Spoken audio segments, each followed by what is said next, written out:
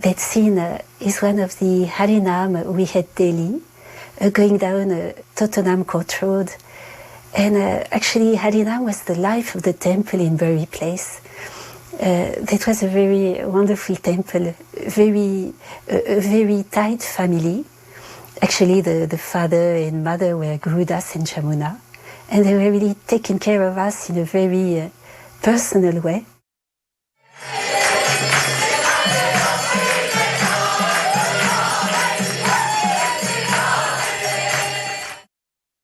These are the devotees arriving from a concert tour in Germany.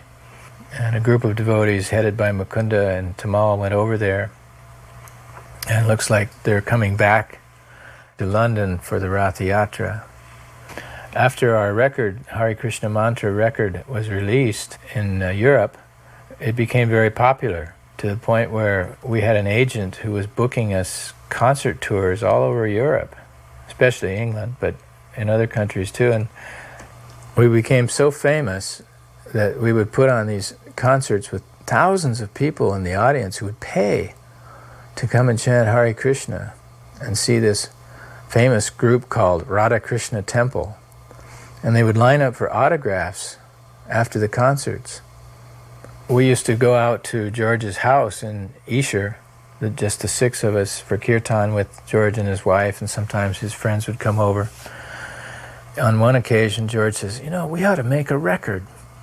One thing led to the other, and very quickly George called us into the studio and we did this Hare Krishna Mantra record. And I should also mention that Mukunda and Gurudas and I always knew that we would be doing this. So from the time we got to London, we began acquiring instruments and practicing. We were a pretty practiced group, so that by the time George discovered us, we already knew how to do this stuff pretty well. Jamuna with her voice, and Mukunda, he was the lead musician. He had everything orchestrated. He played the harmonium, the drums, whatever was required. I acquired an S-Raj, which is an Indian instrument, a bowed instrument that sits in the lap. And you get that eerie violin-type sound. So we were already kind of a group before we met George. We knew that when we met George that we must have some kind of a musical relationship. So we were already pretty well polished. And so when we went into the recording studio to do this record, we did it in about an hour. The record was in the can in an hour. Paul McCartney was there, and he did a lot of the mixing in the control booth. This was an exceptionally ecstatic Rath Yatra. This is the first real formal Rath Yatra we had in London. We had one in 1969 where I built a cart. There were only 6 original devotees plus a few English devotees, and the cart collapsed 100 feet after it got started in Marble Arch, caused one of the largest traffic jams in London history. And there was no one around to record that. This is really the first major Rath Yatra in England, 1970. And there were so many devotees there from all over Europe they came, and from America even. One of the most ecstatic Rath Yatras in London ever. In Harinam, we went, I believe, 3 times on Harinam, in the morning, in the afternoon, and in the evening until night to Piccadilly Circus. And when we were coming, it was to take a little prasadam or to see the Arctic and to read Bhagavad Gita and whatever scriptures we have. So we were fully absorbed. So that was really our meditation, this Harinam. We used to meditate on hearing and chanting the holy name, trying not to be distracted from all the crowd and all the shop windows. And actually we got so absorbed that everybody was feeling full of bliss and joy. When we first joined, and Prabhupada saw us dancing with our nylon bright pink and blue saris, he was very kind. He said, "Oh, these young girls, they are just flowers blowing in the wind."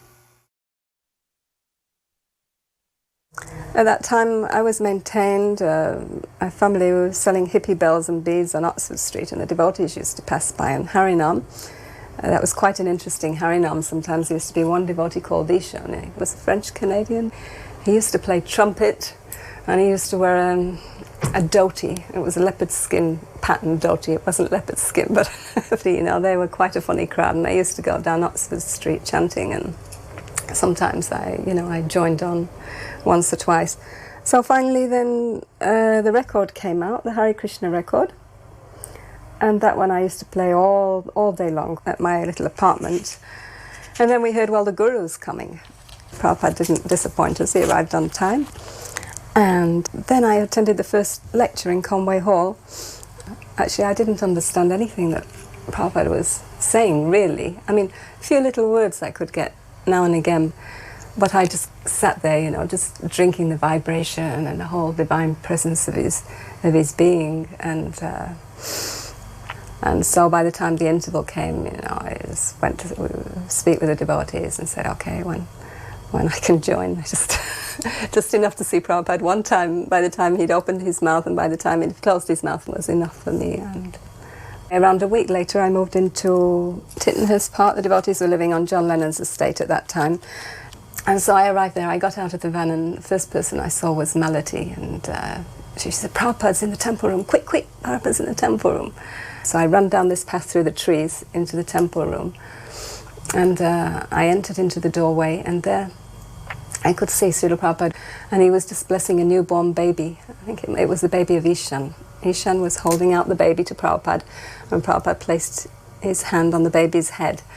And then Srila Prabhupada got down from the Vyasasan, and he walked towards the doorway, and I was just like getting up from paying my obeisances, and Melody immediately said, you know, Prabhupada, you know, these people are coming to Krishna consciousness. And I just looked up at Prabhupada, and Prabhupada looked down at me, and you know, and he said, Hare Krishna, and a big, big smile on his face. And it was like at that time everything just went spinning. It was like, it seemed that I've been traveling through so many universes and so many lifetimes, and just to come to that point, you know, to see my spiritual master and spiritual father and pure devotee of the Lord stood before me, just looking at me. And this first meeting, you know, it was something really, really strong. And so then 1 week later I got initiated. And it was during that initiation ceremony, actually, that I heard the 4 rules and regulations from the mouth of Srila Prabhupada himself for the first time. But that was okay with me, because I just was like magnetized and fixed on Prabhupada. Yes, Prabhupada, anything Prabhupada said was okay, so no problem. I mean, part of the satisfaction, of course, of a Rath Yatra like this in those early days was just the mere miracle of having pulled it off. We really were just a handful of young people. There was also a certain sense of fulfilling of a mission, a prophecy, that Srila Prabhupada had told us that this was Lord Chaitanya's prediction. And the sense that we were a part of the fulfillment of that prediction was a very exciting thing. Especially back in these days when Rath Yatra was not an established annual event in every major city. This was a first. This was a very, very big accomplishment. Our Sankirtan for Lord Jagannath and for the Rath Yatra festival was, as you can see, completely ecstatic. Jagannath was the center of our lives. Lord Jagannath came to us before Radha Landaneshwara came to us. Via Shamsundar. Shamsundar carved these beautiful deities. And they, like in San Francisco, were the center of all the devotees' lives. During Prashadam, we used to even speak about Lord Jagannath and Lord Jagannath, Subhadra, and Balaram's beauty, and we would race up from Prashadam just to sit at their feet and sing Jagannatha Swami, Nayana Patagahami Bhavatume. So by the time this event came, you can see how ecstatic the devotees are chanting. And In some cases, it was the first time that devotees from all these 3 European countries were together in one place. London Rath Yatra became so famous as the long walking yatra. Later, Srila Prabhupada also walked in great ecstasy, or danced in great ecstasy throughout the whole event. Srila Prabhupada commented about this Rath Yatra. He said, make the deities so beautiful that everyone will be attracted to them. Make it very opulent.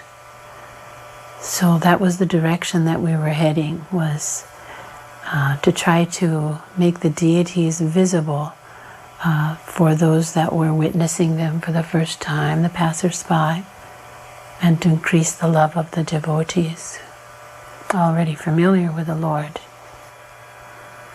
Oh, how nice to see people who would never have had access to Lord Jagannath. So this was a real growth period in London, just as there was a burgeoning of youth interested in spiritual life and breaking out of the mold of the 50s and 60s. In the United States, this happened in London at the same time.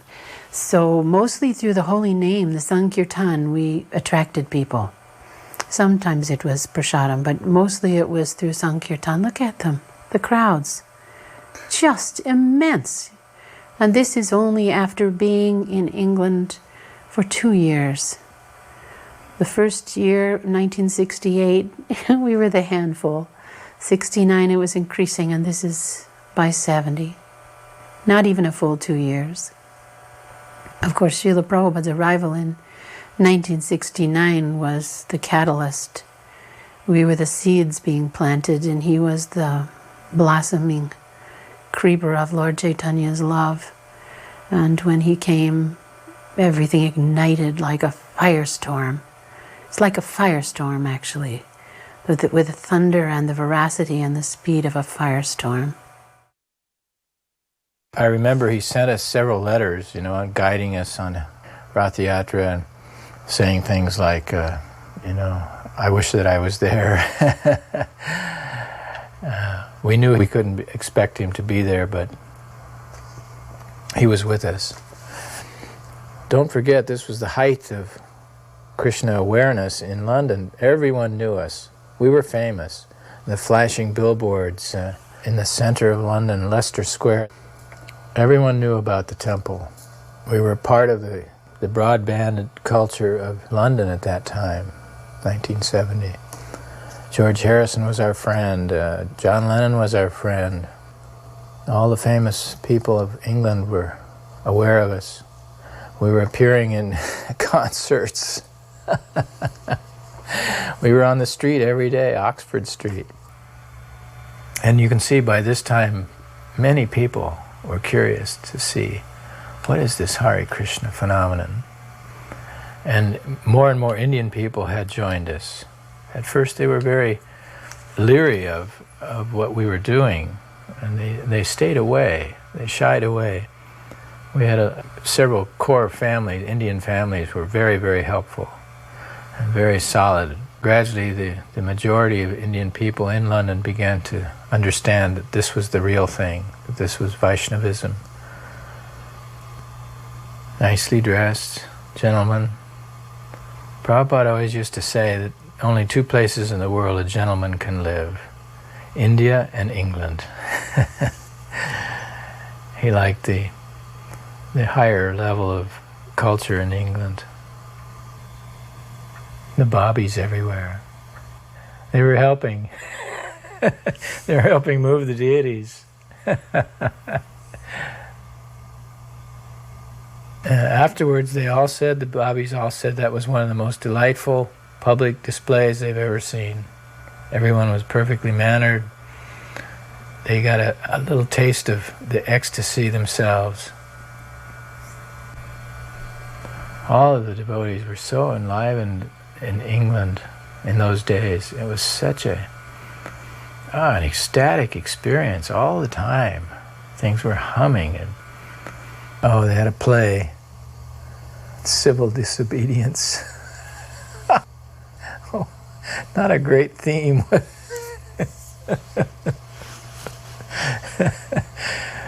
We were children, you know. We didn't know much about tact and diplomacy, politics.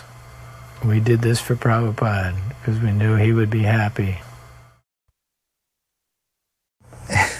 See Dhananjaya playing the role of Chankazi's men, and Tribhuvanath was playing a styrofoam mridanga, and we're enacting the scene here where Chankazi and his henchmen are attacking Lord Chaitanya's Sankirtan party.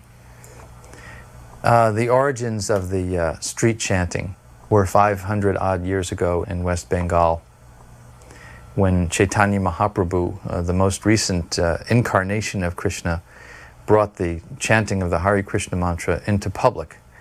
Here you see yours truly playing the role of Lord Chaitanya, albeit with contemporary microphone. And this was the enactment of a story that took place 500 years ago in India. Here we see Guru Das, one of the first 6 disciples of Srila Prabhupada to come to London to open the temple, leading the chanting. I suspect this is toward the end of the play where Lord Chaitanya has convinced the Qazi to allow the chanting to go on. The next day, all the newspapers in London, all the front pages were filled with descriptions of the 1970 Rath Yatra. They had never seen anything like this in London before. Normally when this many people would gather in public for a parade, it would be some protest march. This was a celebration. We sent clippings from the newspapers that covered this Rath Yatra to Prabhupada, and he showed them to everyone. He said, "You see, my devotees have conquered London."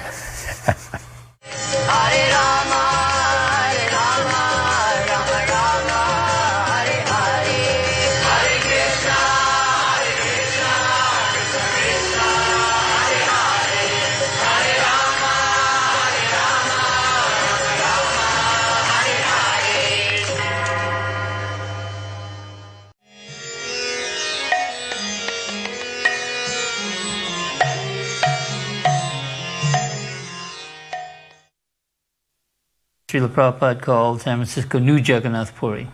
So devotees would come from all over the world to attend the Rath Yatra because Srila Prabhupada was there in attendance. There was no Rath Yatras in Australia or Tokyo or Los Angeles, New York, so people would come from all over the world. And so it was a great occasion for the devotees to come together and celebrate that festival with Srila Prabhupada. Yeah, this is in front of the 518 Frederick Street. This is right on the sidewalk in front of Frederick Street.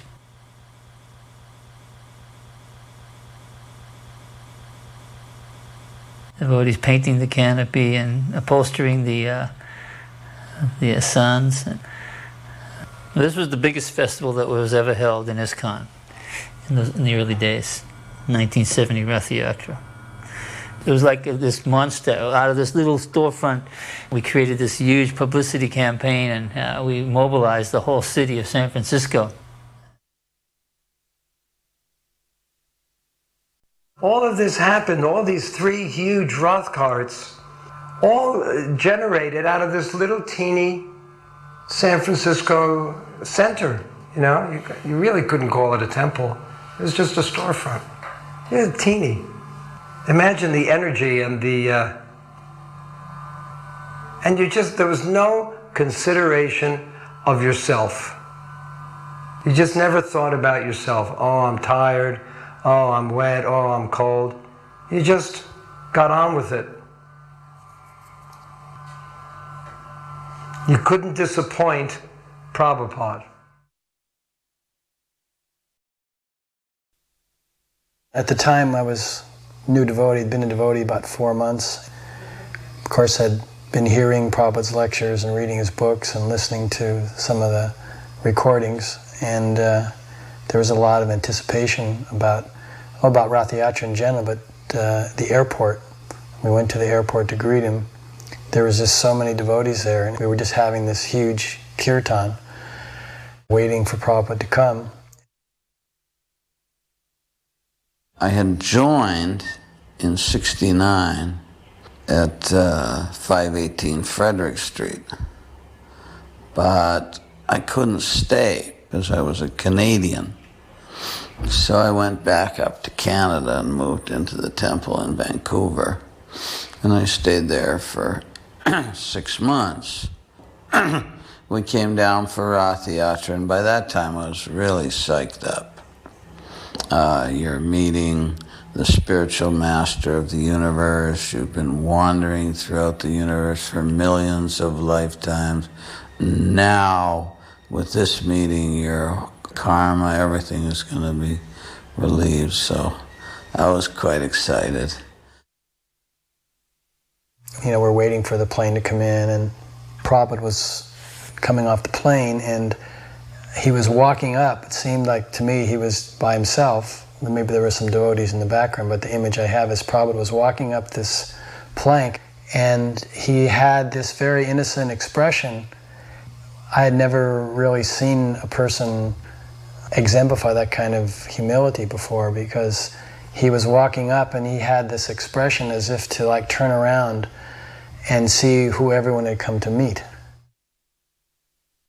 But I got all the temple presidents to spend like $100 each and buy these white gardenias, those big, beautiful, highly scented gardenias. Each president stepped forward and gave him a huge white gardenia, just covered with gardenias. His eyes were very penetrating. Something about his eyes. It seems like Krishna Bhakti comes from his eyes or something, but just for a second feeling his glance and just feeling the depth of that glance and the intensity of emotion that everyone felt. We were just caught up, and everyone around me and myself, tears were just coming from our eyes, and just seeing a person who had characteristics that I'd never experienced before, and feeling the intensity of the kirtan, and it was very moving to this day. We used to be able to do that. Go into an airport and just rock it down, you know? Everything was for Prabhupada. We didn't know anything else. We didn't know anyone else. We were like clean slates. He taught us everything. We had no outside influence. Look at that.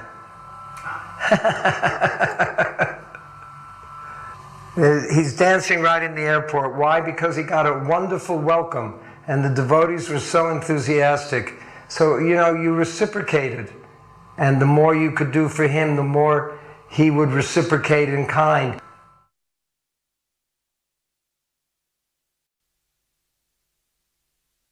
That's the lot. 3 carts are being built in that lot. This is where Srila Prabhupada came to visit the Rath Yatra cart. And he amazed all the devotees. He just laid out flat on the dirt and paid his obeisances to the Rath Yatra cart. And he said, the Rath is as good as the deity. You can see Jayananda and Naranarayana there. Here it is, the moment of truth, actually. You see, we're pulling the Rath Yatra cars out into the street, more or less in front of the temple on 518 Frederick Street. I'm in the middle of all of this because I figure if anyone's going to get squashed, I'm the designer and architect, I should be the one to get squashed. When we had finally built them and realized how massive they were, we were scared stiff as to what would happen when we took them off the blocks and started rolling them down the hill. We thought they would continue to roll and go right through the temple door and out the back and down into the bay. I might add, it had no brakes whatsoever, and therefore if it had gotten away, it would have gotten away. What we did with the paint was we used natural earth pigments. I took deep tone latex base and mixed the pigments with water and had it shaken up at the paint place. And so what we did was we used the same pigmentation that they use in Jagannath Puri. You see how many men it was required to break the Rath Yatra car. All of this was designed and built custom within a matter of a few weeks. I think we had about 6 or 8 weeks in which we built everything from scratch. And we were able to acquire lumber. We spent very little cash for lumber. Most of it was acquired from donation and wood that was left inadvertently lying around. Srila Prabhupada sent Narnarayan up to design the carts. And I remember one meeting that Narnarayan was walking around the room holding his head, and Srila Prabhupada said, well, what was a matter? Because you could see Narnarayan was in anxiety. And he told Srila Prabhupada that he needed special empowerment. He felt he needed a special empowerment in order to do these carts. And he told Prabhupada it had to come in a name.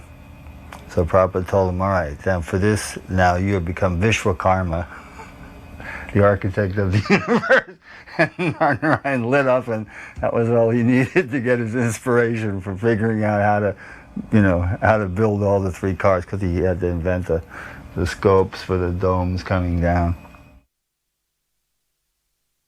The tops were designed so that the whole Rath Yatra car could slip under a 15-foot high overpass. So the entire part came down. We had it all designed the year before. We just took a pole and lowered it down, but that cart was only 35 feet tall. These were like over 60 feet tall. And so we just were building it. We didn't think. And then Srila Prabhupada was in Los Angeles. He happened to talk to Tamal and said, and how is the lowering mechanism going to be designed? And Tamal said, oh, Narnarayan is working on that. He knows all about it. He's a genius engineer. He can do it, So Srila Prabhupada said to Tamal, so who is checking on Narnarayan? And Tamal said, oh, you don't have to check on Narnarayan. He knows what he's doing. And Prabhupada said, why not ask? So Tamal phoned up. He said, I hate to ask you this, it's so silly, but how are you doing the mechanism? How is it raising up? And we said, well, we're just, we hadn't thought of how to do it. So Lochan, myself, Madhavisa, and Jayananda, we all sat there for 4 days without sleeping, day and night, not able to figure out how to raise that top. And finally, somehow or other, it came to me how to make this telescoping tube that could be raised up in increments, which is sort of the model that's been used ever since, except it's been made, much more sophisticated since then, much better design. And then Prabhupada said sternly, no one should ever be in charge completely of something. There should be a committee to make sure. Because Prabhupada, if anyone, had tremendous confidence in what I could do, and Tamal had complete confidence in what I could do, and yet I had made the biggest blunder that could have destroyed the whole festival if we had not stopped and worked that out. When he first came to the temple, I wasn't very conscious of who he was, because I was a brand new devotee. And he came into the temple room, and everyone paid their obeisances, and when everyone had their heads down, I looked up at Srila Prabhupada, and he laughed, he smiled at me, and it was the first realization that I ever had, that he was the first person that had ever loved me. That was very clear, that he was the first person in my life that had ever loved me, and then he knew clearly who I was, and everything about me. I felt, he saw right through me, whatever. Not in a bad way, not like saw through my artificiality, but saw who I really was. That was a very, very special thing. And then, everyone sat down and he spoke a little bit, and then, someone brought him a plate of sweets, and I remember he took a gulab jamun and he tossed it in his mouth from his lap, thinking that was so incredible. I've tried it in the past, and it just lands on my forehead or over my shoulder, but it was so incredible to watch him. Everything he did was so perfect and aristocratic. Oh, these are the horses. Well, this is interesting. My father made the horses. My father's a dramatic Holocaust survivor. His heart had flames coming out of it from the Holocaust in the Warsaw Ghetto. And so he built these horses. He painted them with fire and with smoke. They looked as though they were smoldering. And he put them on the front of the Rath Yatra cars, which was quite a contribution. 4 for each Rath Yatra car. I wanted to engage him, so I asked him to do it. But when I saw the horses, I was absolutely horrified. They looked like horses of the apocalypse coming out of hell. So my father was very proud of them. They were rather dramatic horses. My parents, I should say, were separated for 40 years. So my mother was also at the Rath Yatra festival, and that my mother and father hadn't seen each other for, maybe 5 years, My mother walks up and said, who has made these horses? She recoils in horror, seeing these smoldering, burned, crazed horses with wild rolling eyes. Who has made these horses? And I look at her and say, my dad made them. said, well, this will never do. So she went and grabbed buckets of paint and painted them all up with nice, like, the merry-go-round design, caparisoned and white and clean and healthy-looking horses. And there they looked at these horses together, and they sort of felt, yes, this is what we've done to honor our son's choice.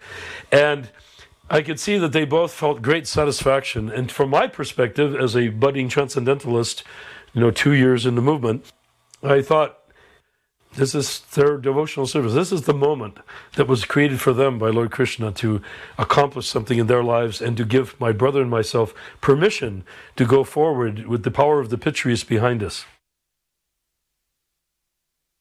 I got the Krishna book published in Japan by Dai Nippon. I had to go there to supervise. This is the first book with color photos. This was very special. The windows to the spiritual world.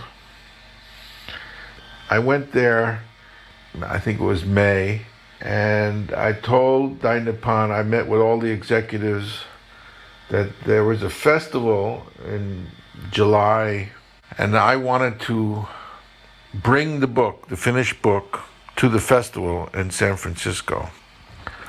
So it meant that they had 2 months to produce the book. And they said, impossible.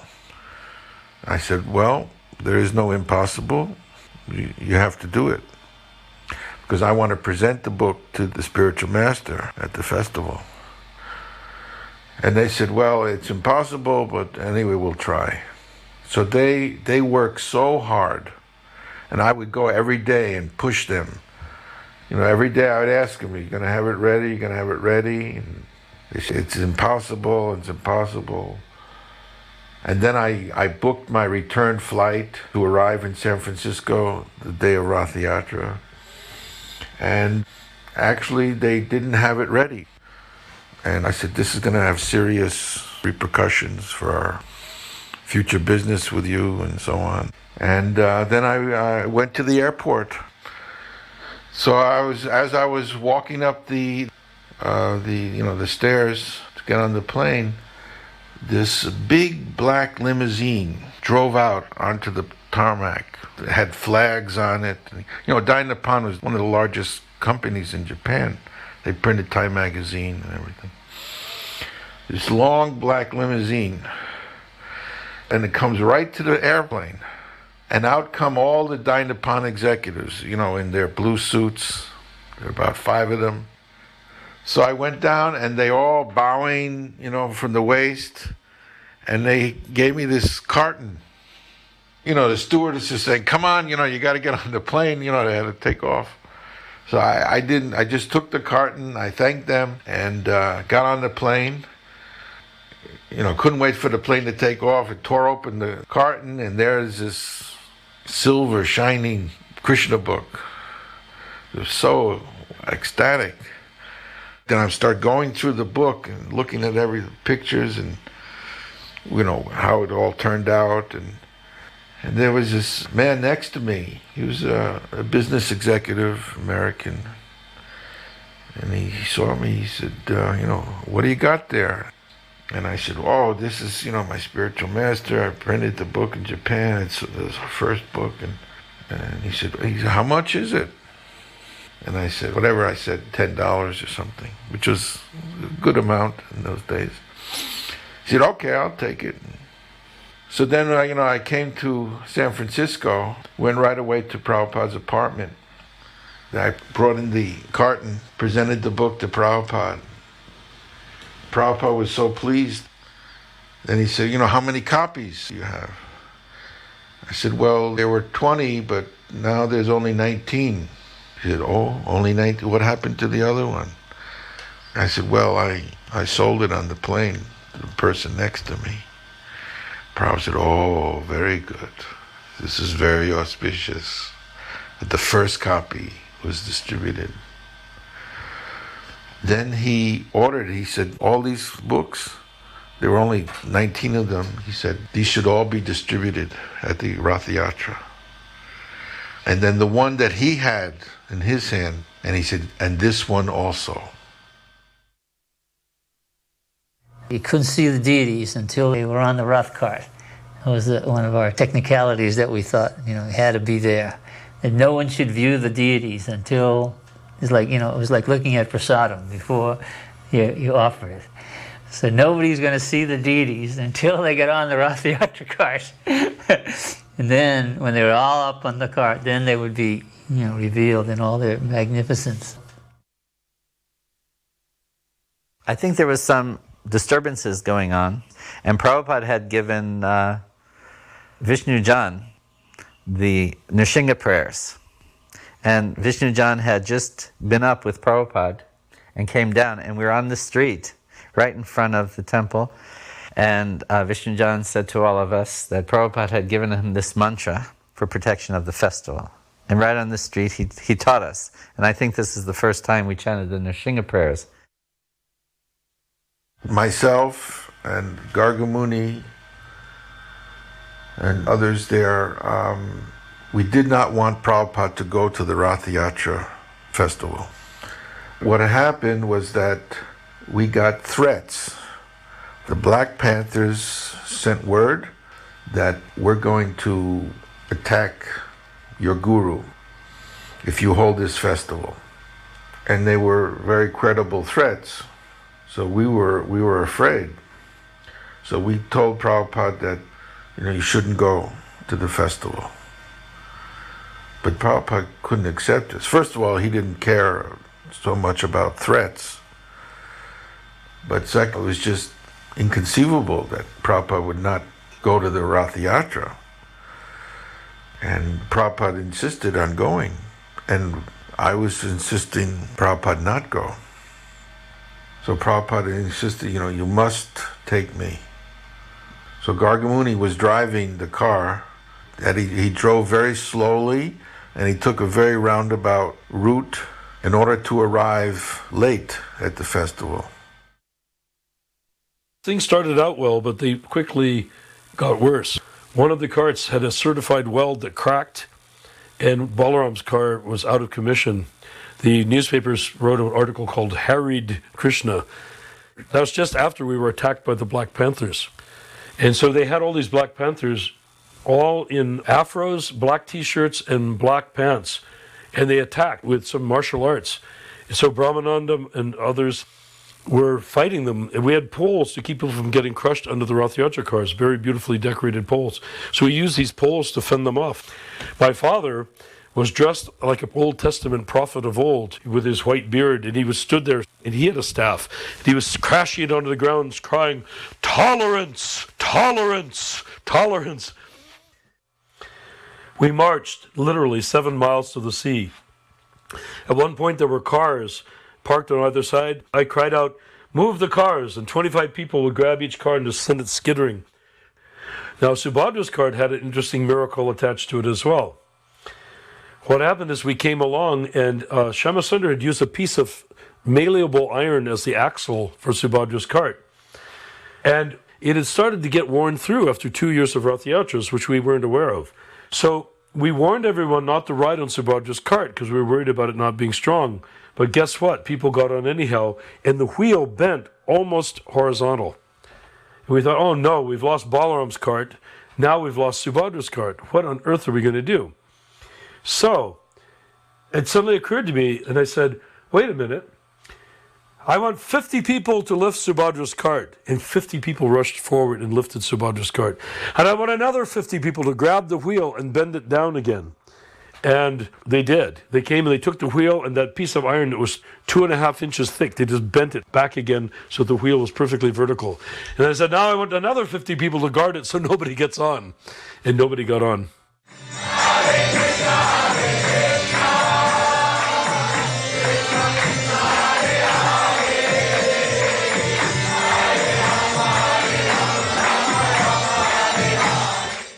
When Prabhupada arrived at Rath Yatra in the middle of Golden Gate Park, all the devotees stopped.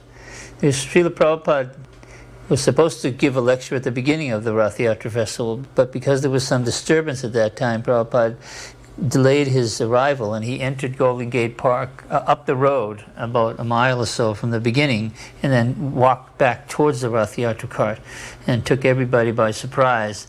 Prabhupada had many garlands that were given to him, and he took one of his garlands off and he looked for Jayananda, and he garlanded Jayananda with the flower garlands that was given to him, making that benediction to Jayananda. And Prabhupada began to dance in a circle. You see Prabhupada's flowing robes. Bhavananda picked out the fabric for that cloth. I saw this really nice shimmery peach silk satin cloth, but it was actually, I think, like an upholstery cloth. But it was beautiful. So I wanted that, so I bought that. And I insisted, Mayavadis was tearing his seek out, I insisted on buying real pearls. I wanted to make real pearl buttons and a real pearl button on the side, the little strap that goes under his chin on his Prabhupada hat, a real pearl there. So Madhavisa, mumbling and grumbling, gave me the money. And when Madhavisa brought the cloth over, Prabhupada looked at it and said, "As you dress me, so I shall dance." Yeah, it was wonderful. He gave instructions about the dancing, I know that. For that year, I think it was 1970, that he told the devotees how to dance in front of the deities, specifically based on the descriptions that are in the Chaitanya Charitamrita. At that time, the Chaitanya Charitamrita was not available. In one group, Lord Nityananda would be the dancer in front of one chariot, and another chariot, I think it was Advaitacharya, may have been the dancer, like that. It's basically for the pleasure of the deity, then you have an ecstatic dancer, not to impress the crowd, but in Krishna consciousness for the specific pleasure of the deity. Prabhupada was showing the devotees that he liked to dance. Not just the Swami step, but jumping up and down. That was a new revelation. He introduced that at Lascianica Boulevard Temple, at the temple. He had introduced the jumping. Before, the Swami step was the conservative dance step that was used by everybody. But when Prabhupada started to jump at the La Cienega Boulevard Temple in Los Angeles, that's when jumping became, part of the choreography of the temple. At the start of the procession, we had speakers on Subhadra's car, and Jivananda and I and a couple other devotees were sitting in the back with microphones to have kirtan over the microphone. Then Prabhupada sent word back that he didn't want the speakers anymore, and he just wanted kirtan parties in the crowd like in India. So Jivananda and I turned the speakers off, hopped out, and started doing kirtan. We marched literally 7 miles to the sea. Nobody thought of complaining or why don't we have buses to take us or something.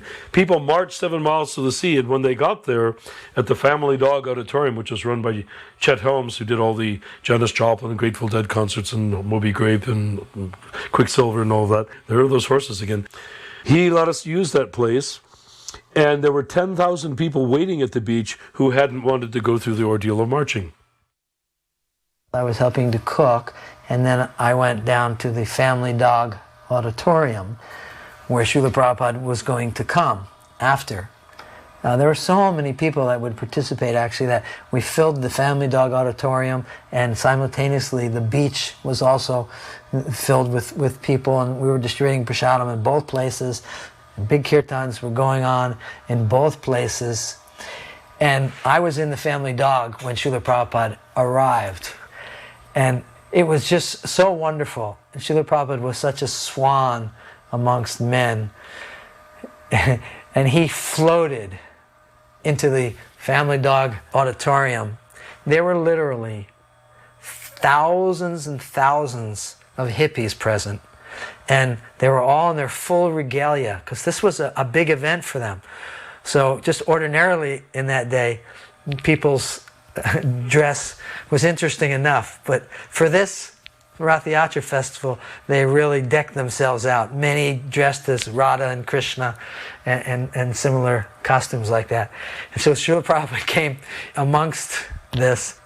He walked onto the stage and he looked out amongst the throngs of hippies, and he smiled, and he said, "I have come to make all the hippies into happies."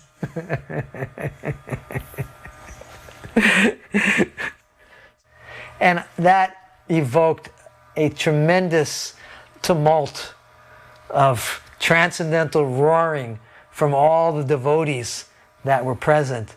And everyone got swept away in this wave, this tidal wave of ecstasy that was coming from Srila Prabhupada's heart, and danced for hours and hours and hours. Vishnujan would just be chanting and swooning, and then he would just cry out, just chant and dance, and when you're tired, take prasadam, and then come and chant and dance more. And that's literally what went on for hours and hours and hours. There were so many unusual people there, and Srila Prabhupada explaining that the people in general had become hippies because they were disillusioned with modern society. But if they didn't find any guidance, then they would end up in a more difficult situation than the one that they had actually left. And he urged all of these hippies, drug-taking hippies, to take up his message of Krishna consciousness and actually become first-class human beings. It was an amazing experience for me. I think it was what cemented my understanding that I should stay within the Krishna consciousness family. They assigned duties to everyone, and I was to be in charge of making the feast with the idea of feeding between 5,000 and 10,000 people, or maybe more. So undaunted, I had never really cooked for large amounts of people, but in those days, we could climb Mount Everest and not be tired. Prabhupada's energy was just driving the movement so powerfully that if we were given a duty to do, it was nothing. It was a feast actually that Prabhupada requested. There was so much prasadam there. We had gotten truckloads of watermelons donated. So at the end, we just stopped slicing the watermelons and just started giving whole watermelons to take home with them or to serve out. And it was the Family Dog Auditorium. It used to be the Shrine Auditorium. It was the Family Dog Auditorium. And Bhavananda had gotten a bunch of barbecue grills and filled them with briquettes and just bags and bags of frankincense incense. So the whole place was just billowing with frankincense incense.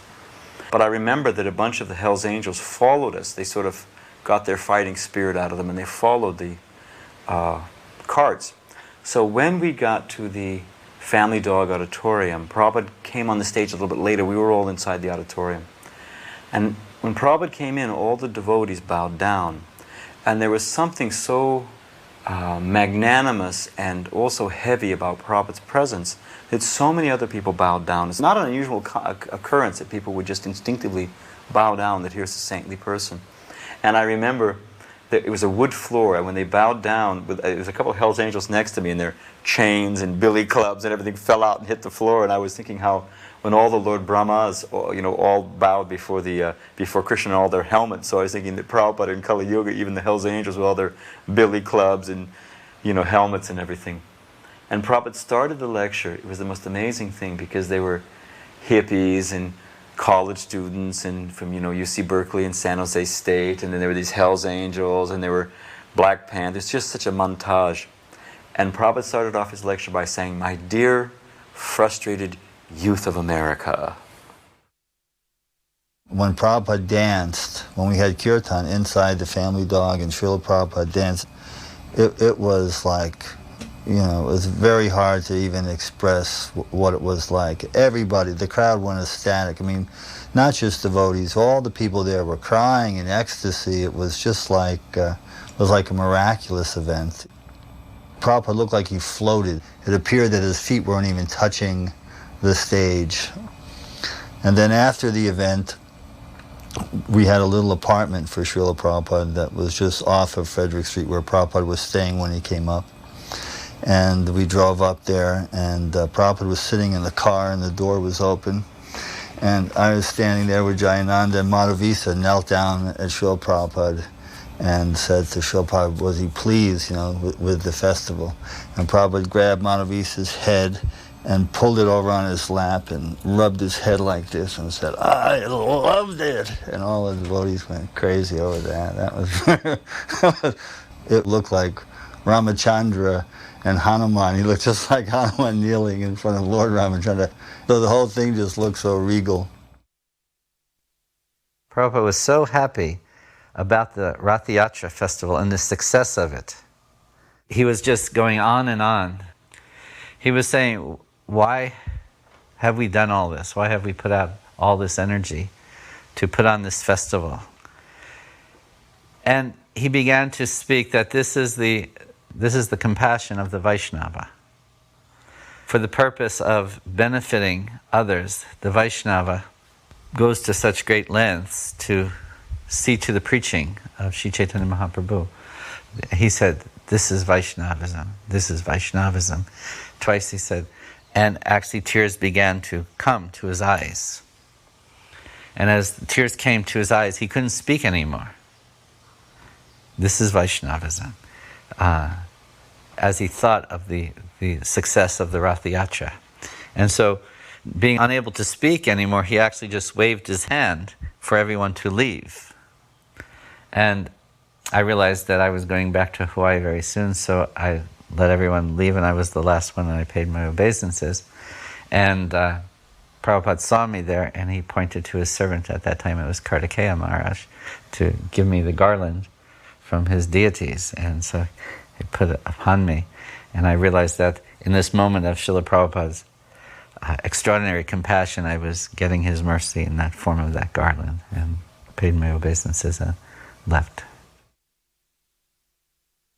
And I remember in the airport, after the ecstatic greeting and kirtan, there were some reporters there, and this reporter kept asking Srila Prabhupada when it was that he realized God. And Srila Prabhupada, as we know, would never ever put himself forward or take credit. He was always a humble servant of the servant of the servant of the servant of the most intimate devotees of Krishna. So Srila Prabhupada would just explain to the person that, anyone can realize God, and how God is there in the transcendental sound of His holy name. So Srila Prabhupada was trying to give him some philosophical understanding. But the man was very persistent, and he kept inquiring, but you, Swamiji, when did you first realize God?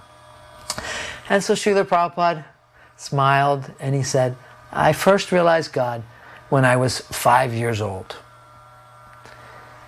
And of course, Srila Prabhupada then said, actually, there was never a time when I did not remember God. So we know that Srila Prabhupada displayed the symptoms of a pure devotee from birth. He talks about that in the Bhagavatam, and how his symptoms also of holding Rath Yatra and worshipping Radha Krishna, these are symptoms of a liberated soul coming into this material world just for the purpose of delivering the conditioned souls. So here Srila Prabhupada confirmed his full God realization from inception in this material world. Those were the old days before terrorism, so we just used to take these huge monster kirtan parties right into the airport. And then Prabhupada came, and I guess there was a press conference. And I remember I was standing right next to Prabhupada. And I just remember I was looking at Prabhupada, and suddenly my heart started fluttering, and I felt the most incredible ecstasy that I've never before or since felt that ecstasy. I was standing there looking at Prabhupada.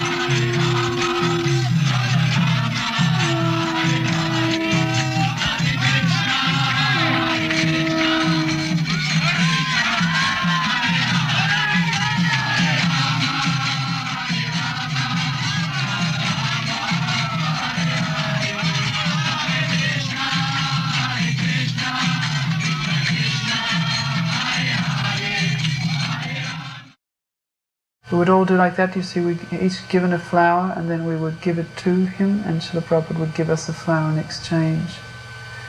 And occasionally he would stop and say something to one of the devotees, and we were all sort of hoping that he would stop and say something to us. I remember I had been staying there in the temple for about 2 weeks, and one day he stopped, and when I offered my flower he said to me, "Oh, you're new here?" And I said, "Yes." And he said, "Are you happy here?" And I said, "Yes." And he said, "Very good." And took the flower and he continued. But it was very exciting. That was the most exciting part of the day, as we'd all line up kneeling on either side of the entranceway into the temple.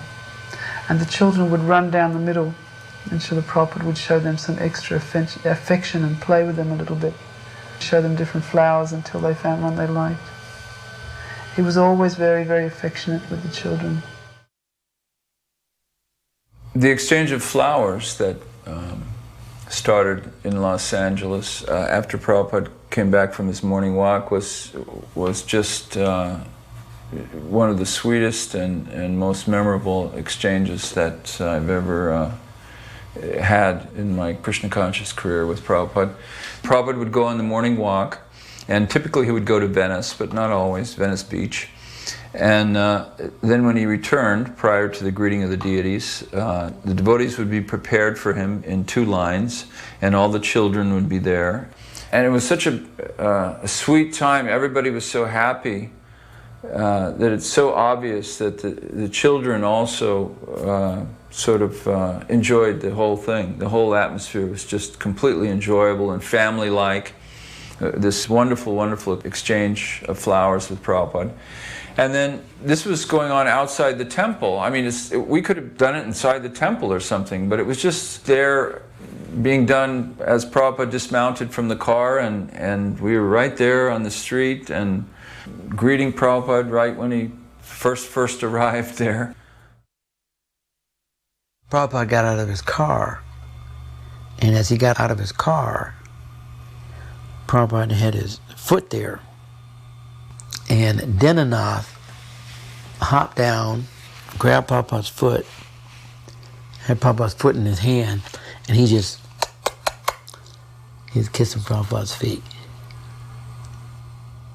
And I'm like a new devotee. I'm like, he's kissing his feet. You know, the feet are considered to be the most objectionable part of the body. Not something that you would bend down and kiss. And I'm looking down, and Dinanath just completely ignored any kind of social convention. He had no concern for what anyone was thinking.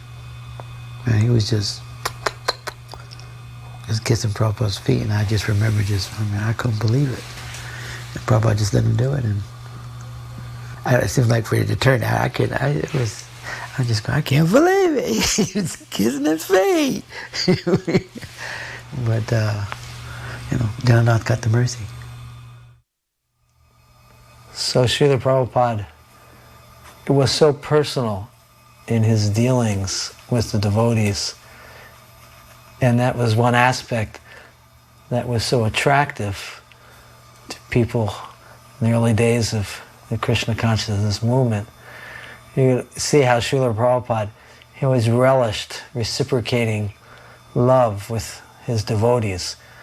It simply wasn't Srila Prabhupada asking for service or demanding things from his followers, but Srila Prabhupada always wanted to give back. And when Prabhupada would come to the temple in LA, I always think that's such a nice example of that, how Srila Prabhupada would reciprocate with us this bhakti, this exchange of love, by giving flowers to the devotees as we would line up along the pavement.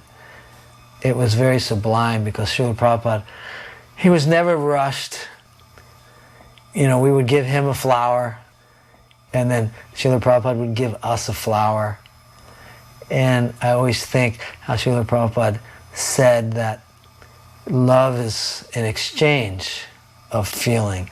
You need 2 for love. And I remember he would, sometimes when we would give a flower and then he would give one back, Prabhupada would just stand there, so when we bowed down, we could put our head right on Srila Prabhupada's feet. And he was always, had this very ecstatic, blissful smile, and you could see that Srila Prabhupada loved us in such a way that was practically incomprehensible, because he saw us as this lost particles of spirit soul from Lord Krishna, and he was so happy to play a part in bringing us back to Krishna's lotus feet.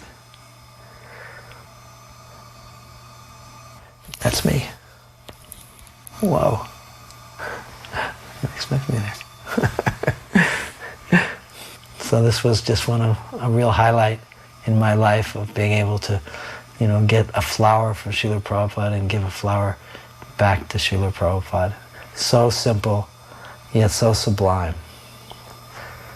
And there was always one devotee who would block Srila Prabhupada's walkway, his pathway into the temple, just so he could get to ask Srila Prabhupada for his mercy or to say something to Srila Prabhupada. And Prabhupada never ever got disturbed or agitated that this person was being so bold in his approach. He would always just shake his head wonderfully or touch the devotee on his head with a blessing.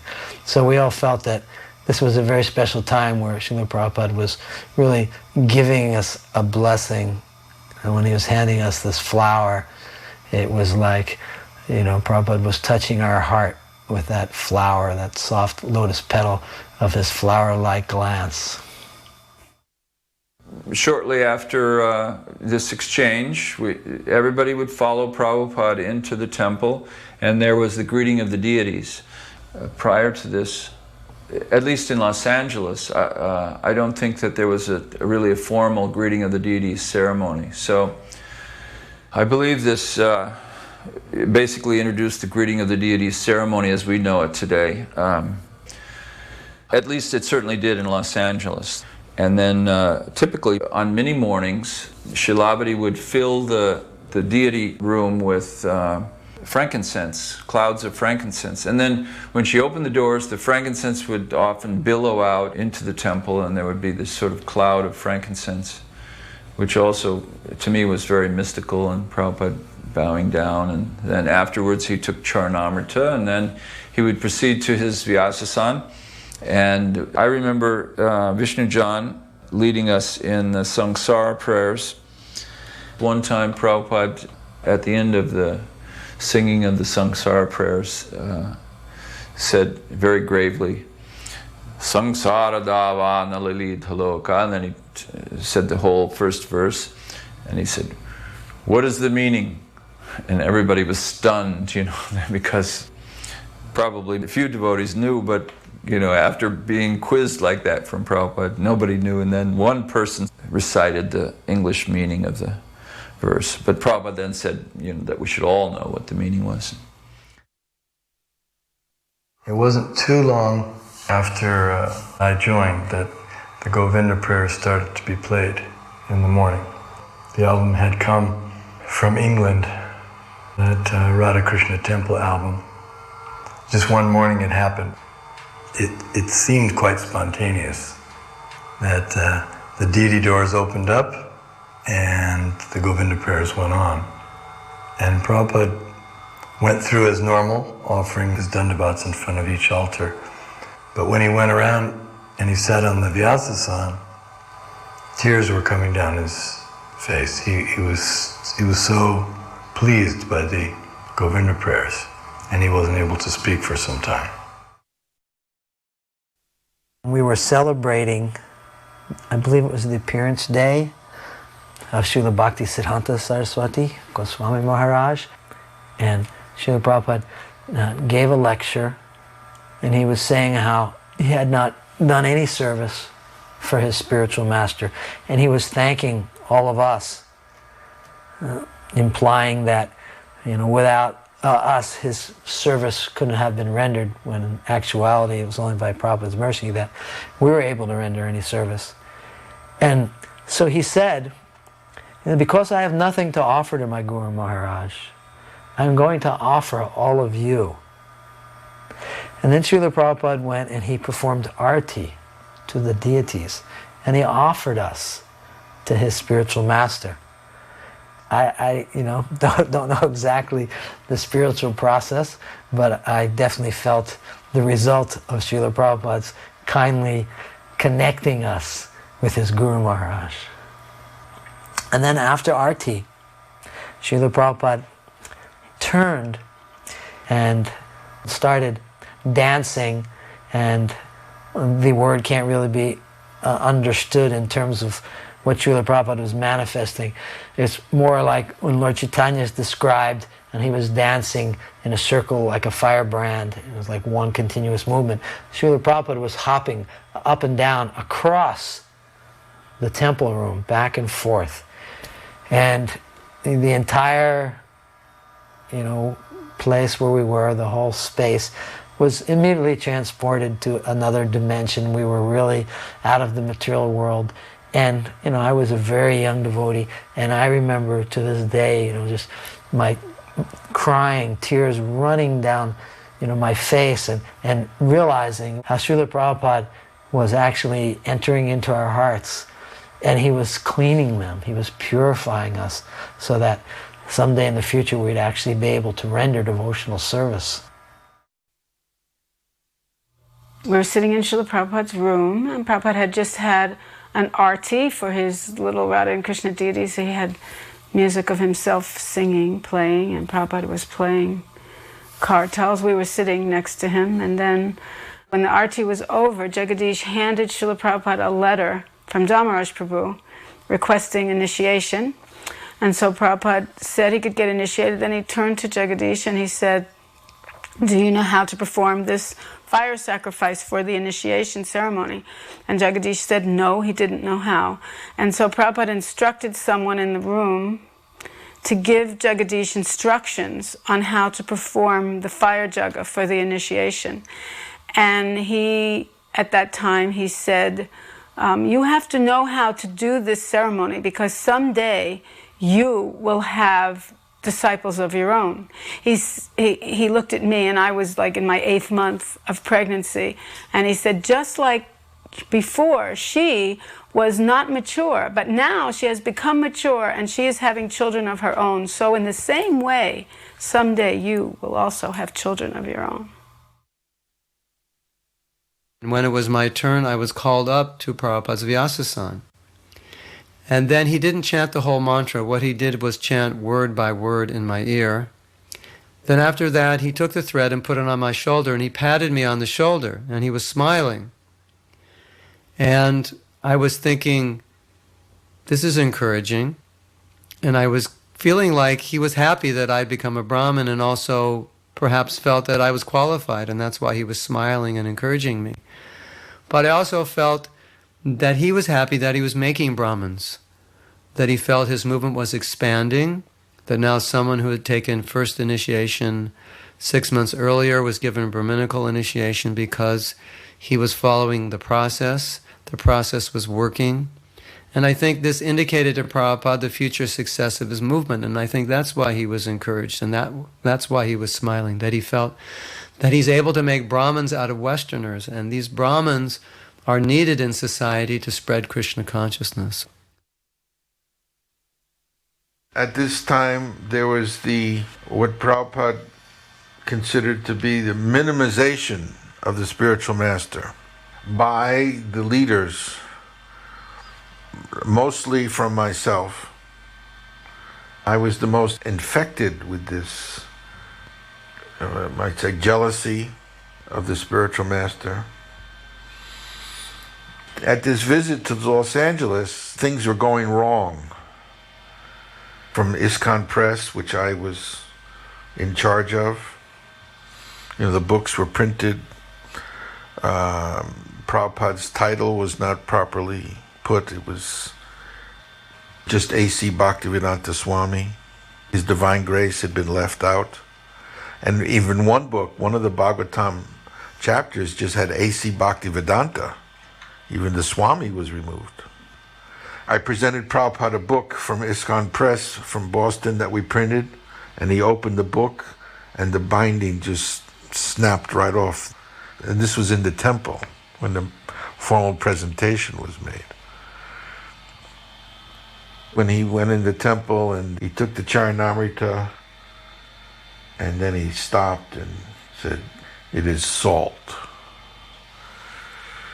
And then on the altar, they had placed the Acharya photos. I think it was Bhaktisiddhanta's photo was placed upside down.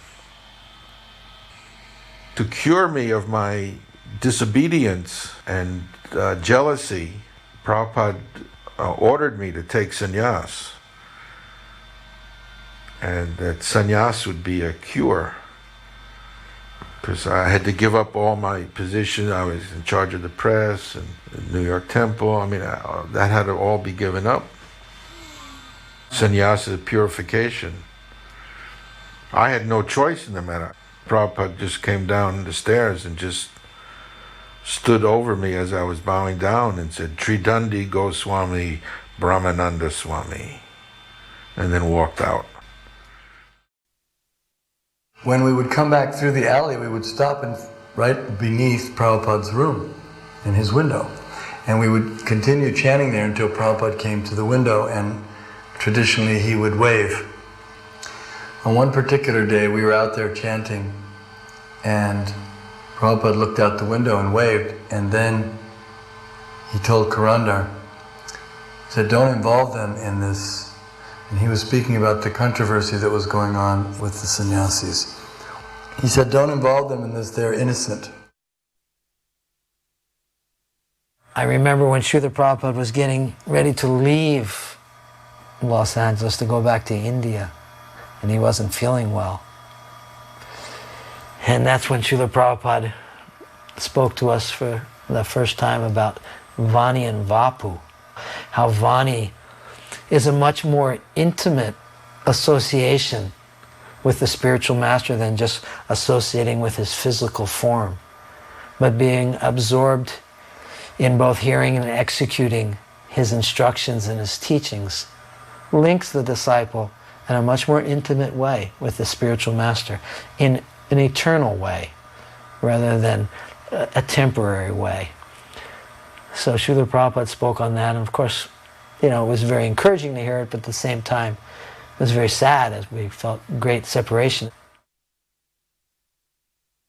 Part of Prabhupada's leaving America, going back to India, is that there were the circumstances of myself and some others that were so offensive that Prabhupada wanted to leave. But another aspect is that he did not want to leave. And there's a conversation, it's in the conversations, Prabhupada talks about how Lord Dwarkadish wanted Prabhupada to go back to India. And Prabhupada didn't want to go. Prabhupada didn't want to go because his spiritual master had given him the Western world to preach in, and Prabhupada considered that his godbrothers, they were given India to preach in, so there was no need for him to be in India. And furthermore, that he had just gotten the Watsika Avenue facility, and he wanted to develop that as the world headquarters for the Hare Krishna movement. But in this conversation, Prabhupada says that Lord Dwarkadish ordered me to go. And he said I was talking with the deity, and I was arguing with Lord Dwarkadish that I don't want to go. And Lord Dwarkadish was commanding me to go, that I want you to go. And Prabhupada is saying, but I have this very nice temple, and I want to develop it. And Lord Dwarkadish said, all right, I want you to go to India, that if you go to India, I will give you a temple that is better than this Watsika. Prabhupada couldn't refuse that. And Prabhupada said, all right. And then, of course, Prabhupada came to India, and Prabhupada got the Krishna Balaram Mandir. When Srila Prabhupada was leaving at the airport, my son Gopal was 3 years old, and he sat next to Srila Prabhupada with all of his servants while we were waiting for Prabhupada to board the plane. And they offered Srila Prabhupada a glass of orange juice, and Prabhupada said, "Give it to him, he will drink it." So my son drinks the orange juice, and then they give the cup back to the servants, and they fill it up again, thinking we'll give Prabhupada another glass of orange juice. And Prabhupada said, "Give it to him." And then he says, "You want to come?" He says, "Where's your ticket?" And then he nudged him with his arm, and he said, "So you'll be the next Acharya?" Like that. Devotees were all putting on garlands, and I came up and paid my obeisances and touched Prabhupada's lotus feet and put the garland on him. And then when I bowed down to touch Prabhupada's feet again, he looked down at me and I looked up, and that was when I knew that this was my spiritual master. After that, my material life was like a waning moon. Nothing really that I had been doing before was any longer satisfying. And I would just remember that and think of Prabhupada and want to do more and more devotional service. That was the effect that Srila Prabhupada had. Prabhupada had been in LA for 8 months. It was just the longest period of time. I mean, the devotees in LA had become so accustomed to Prabhupada's presence every day, and they just had him, and they just cherished him. And the LA temple was just growing like anything. Prabhupada's presence just seemed to make everything blossom. Devotees were joining every day. Everything was really expanding. So the devotees were very attached to Prabhupada. 8 months he had been there. Then not only was he leaving, which they kind of thought that he would never leave, and the LA temple had set itself up, it was managing in such a way that he didn't have to manage directly. He had good managers there, and he was very pleased with it. So he could stay there peacefully and do his translation work and do his writing and do whatever he wanted, and there was no inconvenience for him. So when Prabhupada said he was leaving, it was a shock. And then, not only did he say he was leaving, but he said because he was old, he said there's a good chance he wouldn't return, but we should carry on the movement anyway. So the devotees took that very hard. At the airport, everyone was crying. We ran out to the fence to watch the plane. And new devotees, old devotees, everybody was crying. Hare Krishna, Krishna Krishna, Hare Hare, Hare Rama, Rama Rama, Hare Hare, Hare Krishna,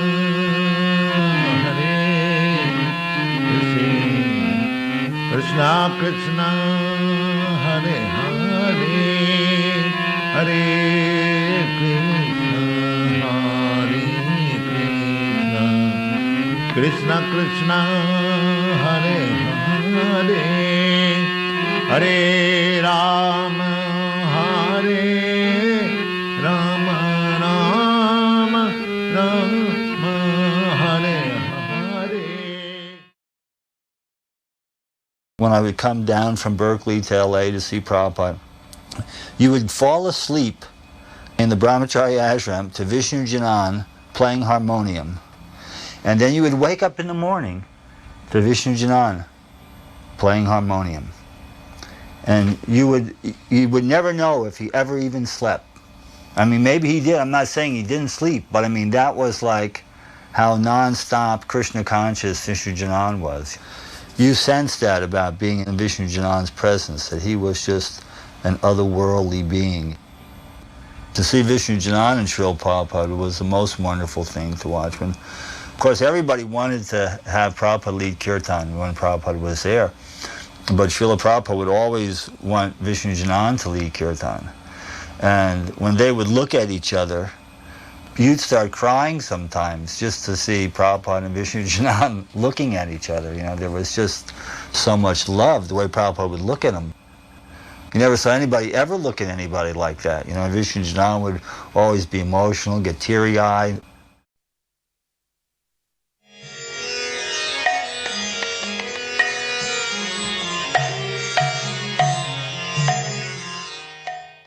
This is August 1970, New Vrindavan. I was a brand new devotee, and Satsvarup Das Adhikari and Uddhava Prabhu drove some of us new guys down from Boston to New Vrindavan for Janmashtami festival, which was the festival in ISKCON at the time. It was pre-India gatherings. In those days, it was standard practice in ISKCON to do nirjal fasting on these big days like Gaur Purnim and Janmashtami and Vaspuja, which means no food and no water. And at midnight on Janmashtami, we'd have a little break-fast drink, like a salty lemon drink, and that was it. And then we'd fast all day till noon on Vyaspuja. You know, it wasn't considered any kind of fanaticism. That was just the standard. That was just what we did. This was the first international GBC meeting where all the devotees Prabhupada had chosen to the governing body commission met together for the first time to begin sharing some of the load of management that Prabhupada had carried alone through the entire movement up to that time. There was some controversy going on in the ISKCON at that time. He was testing our abilities to manage the movement. Subal, Brahmananda, Gargamuni, and Vishnu Jan were together, and they came to this president's meeting. They weren't presidents, they were new sannyasis. Now, the president's meeting was happening in the temple building on New Vrindavan, and meanwhile, the first GBC meeting was happening at Hayagriva's house, which was on a little hill right next to the temple, but up the hill. Brahmananda and Gargamuni and Subal, Vishnu Jan didn't have much to do with it, took over the president's meeting and started doing this whole trip on us about how we were gotten way ahead of ourselves. We couldn't even understand who Prabhupada was, what to speak of understanding who Krishna was, and we should understand that our entire relationship was with Prabhupada. And when you read Bhagavad Gita, you shouldn't read Sri Bhagavan Uvacha. You should read Srila Prabhupada Uvacha. So what do I see when I jump out of the van hours and hours later from Boston is one of our sannyasis holding somebody against a fence and saying, Prabhupada is God, Prabhupada is Krishna, and because we haven't recognized this, he's left us.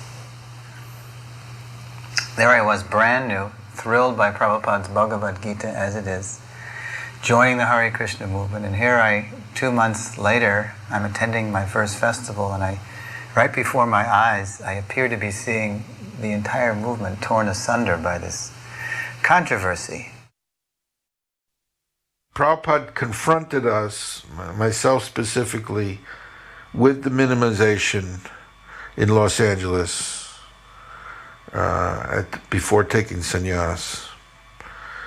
It was the most shocking experience of my life. Prabhupada's chastisement was so severe. Spiritually, I could feel Prabhupada withdrawing his mercy. And then Prabhupada gave us the sannyas, so I felt, and the others, that we have to compensate for the minimization, and the way to compensate for that was to emphasize. Instead of underemphasizing Srila Prabhupada, we should now overemphasize him. Our devotees were leaving. They were blooping. You know, there were devotees just crying and walking down that road, down the bottom of the mountain, and just leaving. Now, these are devotees who are totally dedicated to Prabhupada. There's no other reason for them to be in this movement. There was nothing except Prabhupada. So every devotee that you see in this film They're there because of Prabhupada. They're in the movement because of Prabhupada. No one else, nothing else. And suddenly, these men announce to us that Prabhupada has left and is never coming back. We've offended him. The mood was chaos. And they also said, unless we could chant purely, we shouldn't chant at all. We would be offenders to the holy name. And this was a new idea because Srila Prabhupada taught us that we become purified by chanting, that there's a clearing stage. And, you know, I mean, but you do it and you become purified by doing it. And this was devastating news to me personally and to everyone. Its atmosphere of total depressive devastation took over everyone, and everyone was like wailing and weeping and thinking we were all going to have to leave Prabhupada because we couldn't chant purely. You know, I mean, it really like cast a spell on everybody. I remember at the time, I would listen to them. They wouldn't make any sense to me. I was 28 years old in 1970. And I would listen to them. They wouldn't make any sense. But I knew Prabhupada. I hadn't met him, but I knew he had something. So I would go in front of this very primitive altar that they had. And on the lower step, they had Prabhupada's picture. And I would sit in front of his picture and I would cry. And I would talk to Prabhupada. I say, Prabhupada, when would these kids grow up? Why don't you come and help? I mean, I would never get angry at them. I would feel like they were innocent. They were wonderful. They were sincere. They were genuine. They were beautiful. But they were childish. Srila Prabhupada had just formed the GBC that summer. And their first act, as far as I'm aware, is to consult Prabhupada about what his new sannyasis are saying. And Prabhupada's response is, I'm paraphrasing, but it's nonsense, it's not true.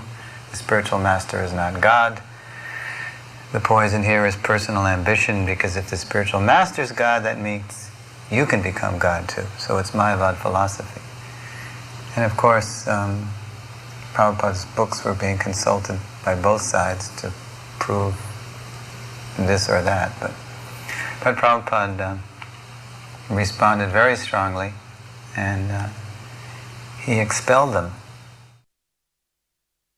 To me, that experience it was like the loss of innocence. The ISKCON movement lost its innocence at that point. Because before that, it was all like innocent and simply Prabhupada. And after that, even though the movement continued and it was wonderful, there was this opening for this Maya, this contamination to enter. So finally, it got philosophically straightened out, and the sannyasis fled. They just like disappeared, I think, in the middle of the night. Nobody knew where they went.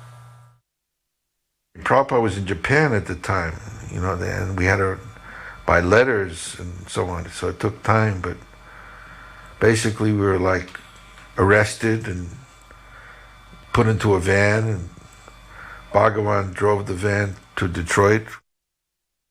Everybody was still upset by the whole thing, and I didn't want him talking to any of the devotees. So now that I recall, I locked them in the attic. And we just sent food up there, and nobody was allowed to talk to him. And then either I got word from Prabhupada or I just decided to send him out to preach, and they ended up going up to Ann Arbor. We went out into the street. I had a quarter. That's all I had was a quarter. And the four of us went walking down the street. We didn't know where to go. We didn't know what to do. I felt very, very disturbed, to be asked to leave devotees, was the most terrible thing. What could be worse? But at the same time, we were forced to take shelter of Prabhupada and Krishna. We felt, well, this is what sannyas is. You have nothing. And we just walked down the street. We walked as far as we could until it became night. Then we had to sleep somewhere. So along the roadside there were these big fir trees. And fir trees, very thick. So they offered some protection. And the needles make a very soft. So we slept under the fir trees, on the needles. It's interesting, in the morning we woke up and we were right outside the front gates of the Ford Motor Company of Detroit.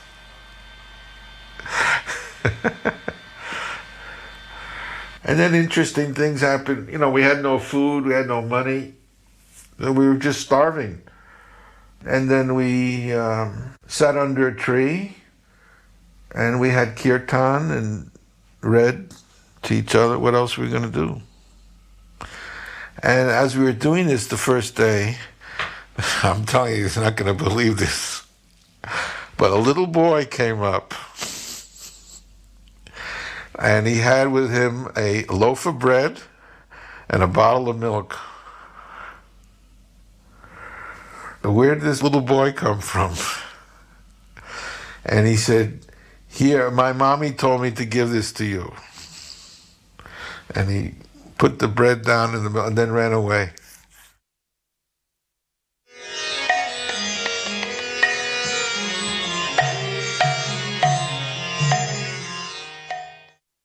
This was the first wave of devotees to enter India as a group of Westerners, the World Sankirtan Party from ISKCON.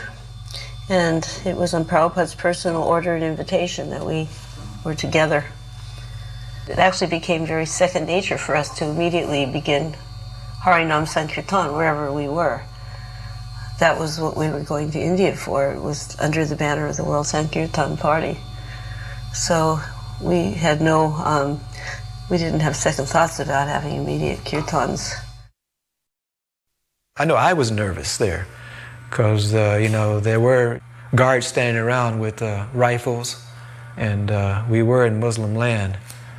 But we were bold. At that point, we were on our way, and our devotion to Prabhupada was our focus. We had no idea about India, what was in store, but we knew we were being led, and we had our mission. Most people had their faces askewed, staring and wondering, what are they doing? We even tried to preach to them in English. And as soon as the kirtan party would stop, we would all either chant japa with some ferociousness or go out and preach to whoever was standing and staring at us. There's the famous Brothers Airway plot plane that was really not a fit for human travel. It was the inside of a freight company's plane with absolutely no facility. You could see straight into the cockpit from the main body of the plane.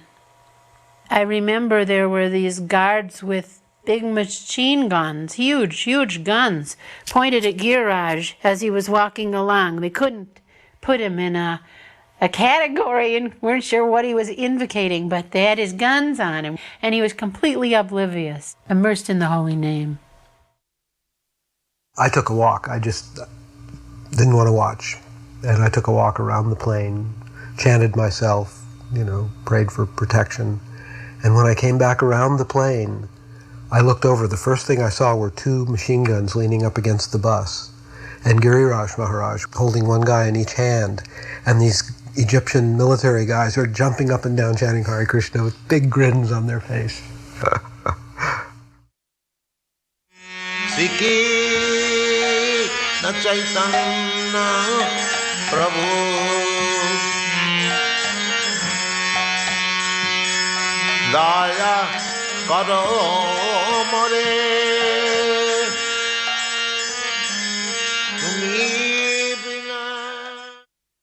Our Sankirtan party from Europe and England arrived in India on October 4th, 1970.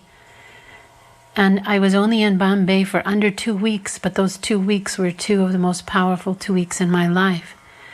Because at this time, Srila Prabhupada allowed us to taste kirtan in Lord Krishna's Bharatvarsha.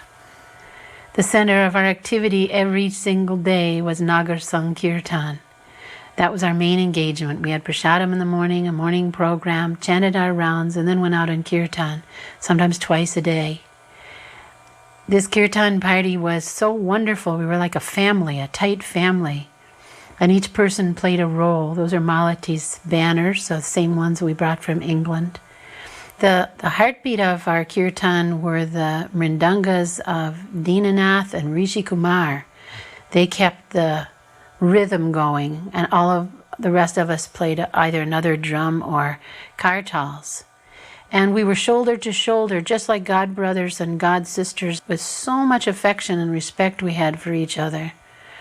And we felt as if Srila Prabhupada were our father and we were all his spiritual children. And there was such a nice mood in this early Sankirtan leg of Srila Prabhupada's mission in India. We were enthralled by the streets of Bombay. Everything was so new and exotic. I think the people were enthralled by us too, from the way they looked at us. But we were thrilled to see how Krishna conscious the people were. We'd see people wearing dhotis and kurtas, and of course most of the women wore saris. We'd see cows. We'd see names of buildings and businesses that included the holy names of Krishna and Rama, and we were just enthralled, and at the same time filled with the sense that we were pioneers in Srila Prabhupada's mission, working to please him and serve him according to his superior guidance and vision. And we had faith that the whole process would culminate in some wonderful result.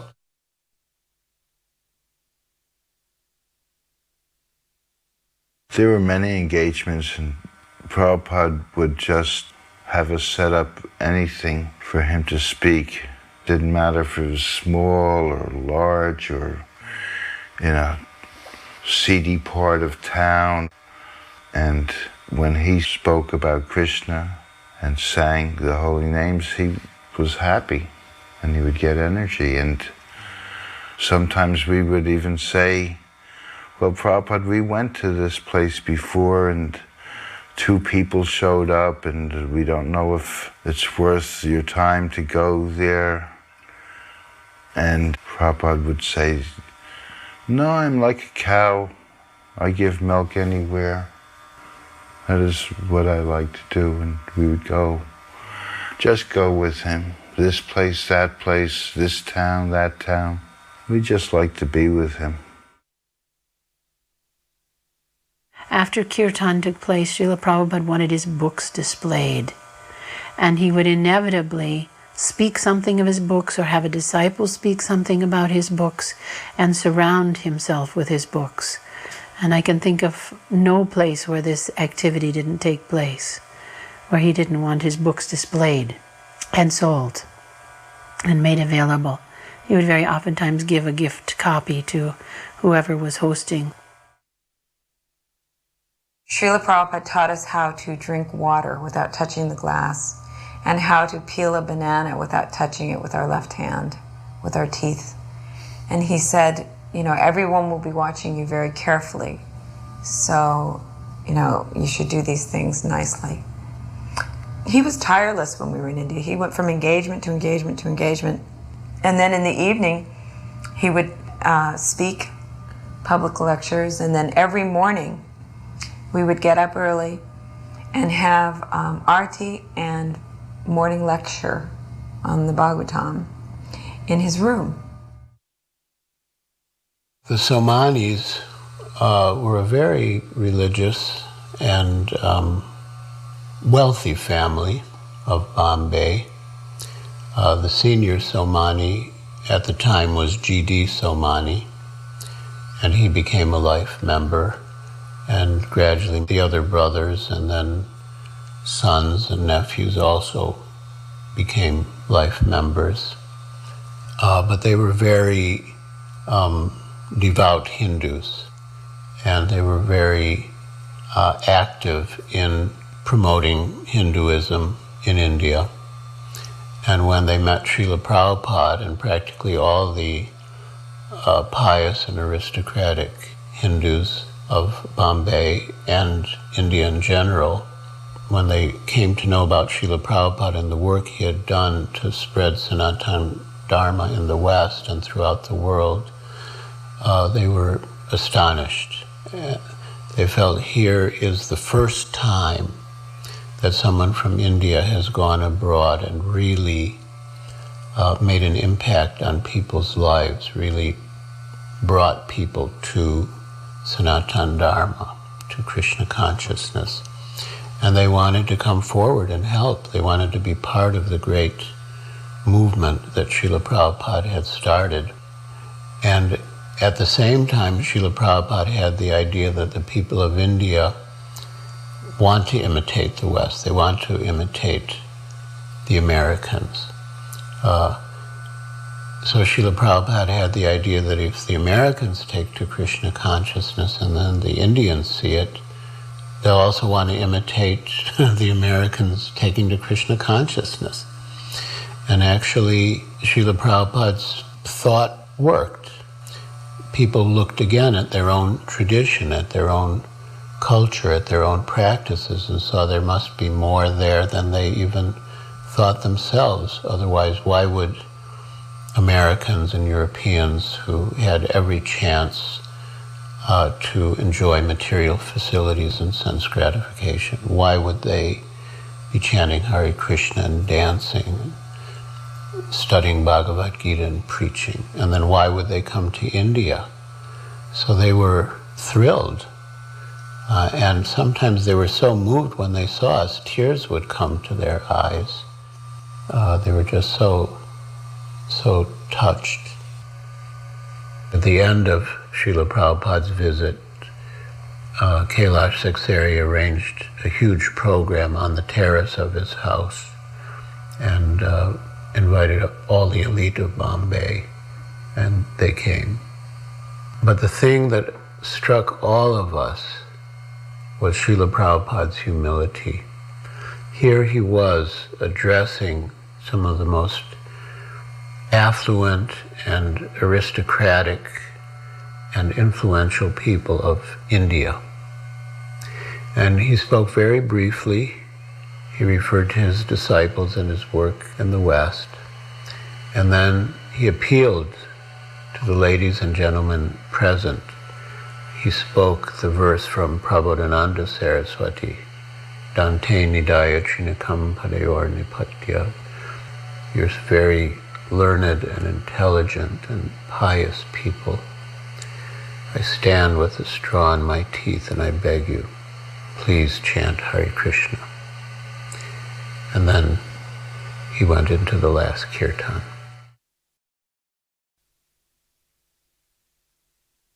One time they were having a yogi sangha or sammelan where many yogis come from all over India to speak. A venue on Chowpatty Beach in Bombay. Many different swamis and yogis were sitting up on this stage, and each day several of them or one of them would speak, and they invited Prabhupada and us to come down there. And at first they didn't like the idea that Prabhupada would have us up there on the stage with him, but he told them that these Western Vaishnavas are every bit as spiritually advanced as the other yogis and swamis here. I want them up with me. And they agreed. Prabhupada was introducing us to India as the real authentic thing, that we're swamis and yogis in our own right. He was very proud of us. And at the same time he was showing us his country, he was also showing his countrymen what he had done in the West. And the huge crowds came down, all very intelligent, high-class families, came down to hear the yogis speak, and here was Prabhupada stealing the show. No one could put on a show like we could. Nobody even came near. This was in Bombay. The program was a Sankirtan procession where they took deities on a kirtan procession. They had bands. The bands were playing the Mexican hat dance.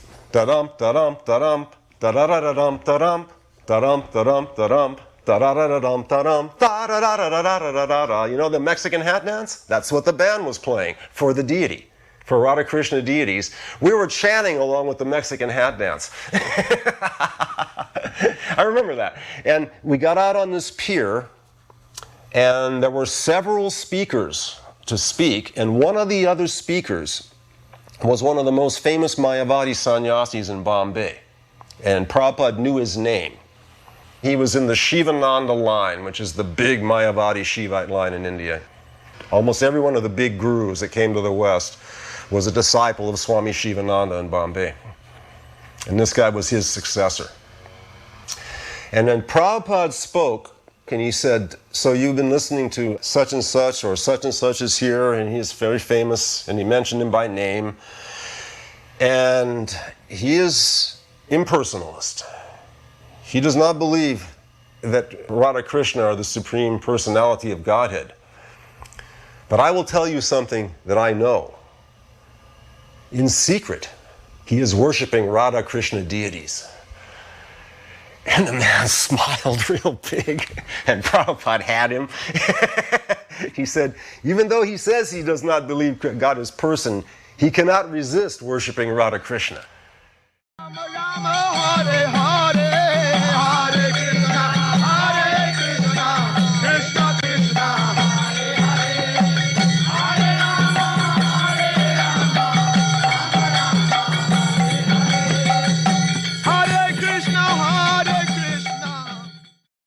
Sankirtan at Mathura Junction Station.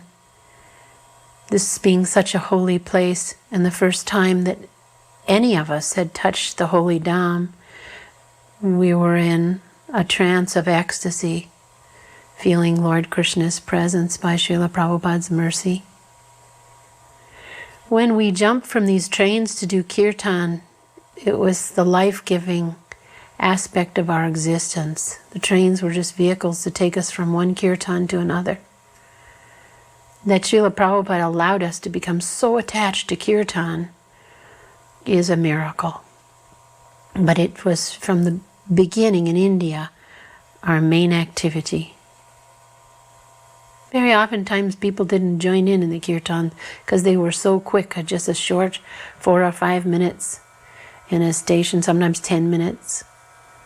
And it was so nice, our party, various people would lead kirtans. It was not one person all the time. People shared the leading of the kirtans. Such a nice experience. And again, the camaraderie was so strong.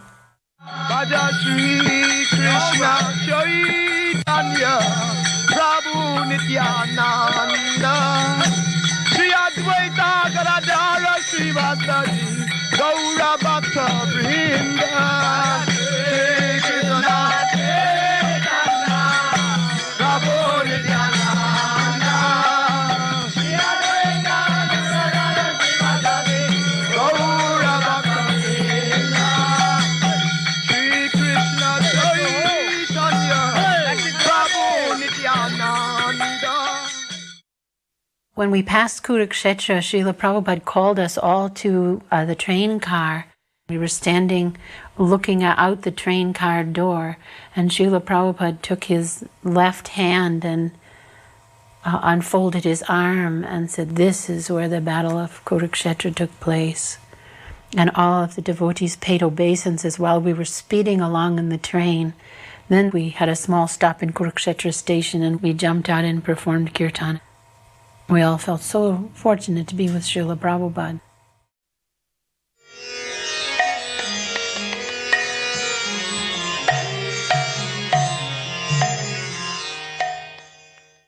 Arrival in Amritsar. Srila Prabhupada was so tireless in this preaching phase. From Mangalarti until 11 o'clock at night, we had engagements. And all of his youthful devotees, 25 and early 30s, could barely keep up with Srila Prabhupada. And when we weren't having kirtan at the pandal itself, we did Nagar Kirtan throughout the streets of Amritsar. And they were very receptive to our kirtan party. This is a very large Sikh population where the Golden Temple is. One day we were brought to have a tour of the Golden Temple. And no pictures like a mosque, and at the top of the little temple there's a grantha, the holy book is there, and they sit reading it all the time. And after we went there, we went to the chapati room. In those days they were feeding anywhere from 6,000 to 8,000 people a day a free meal. The pit itself must have been about 12 or 14 feet across, and suspended over the middle of the fire was a big old cast iron plate. And then around the room were all these Indian men and women rolling chapatis. As we sat and watched, there were chapatis unpuffed and puffed, flying through the air in the room all the time like flying saucers. Prabhupada said, "See how they are doing this? This is how you distribute prasadam." He really liked it. He said, "Learn to do like this."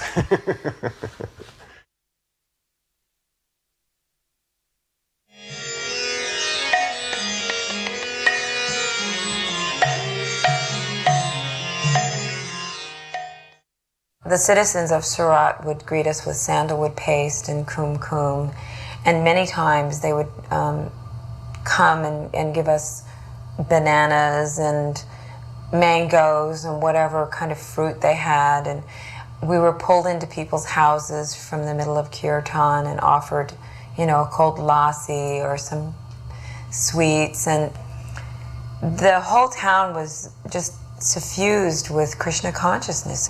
The entire town was on fire with devotion. They made us even more spiritual and more devotional. We'd done Harinam in many places, but the people made this an experience of a lifetime.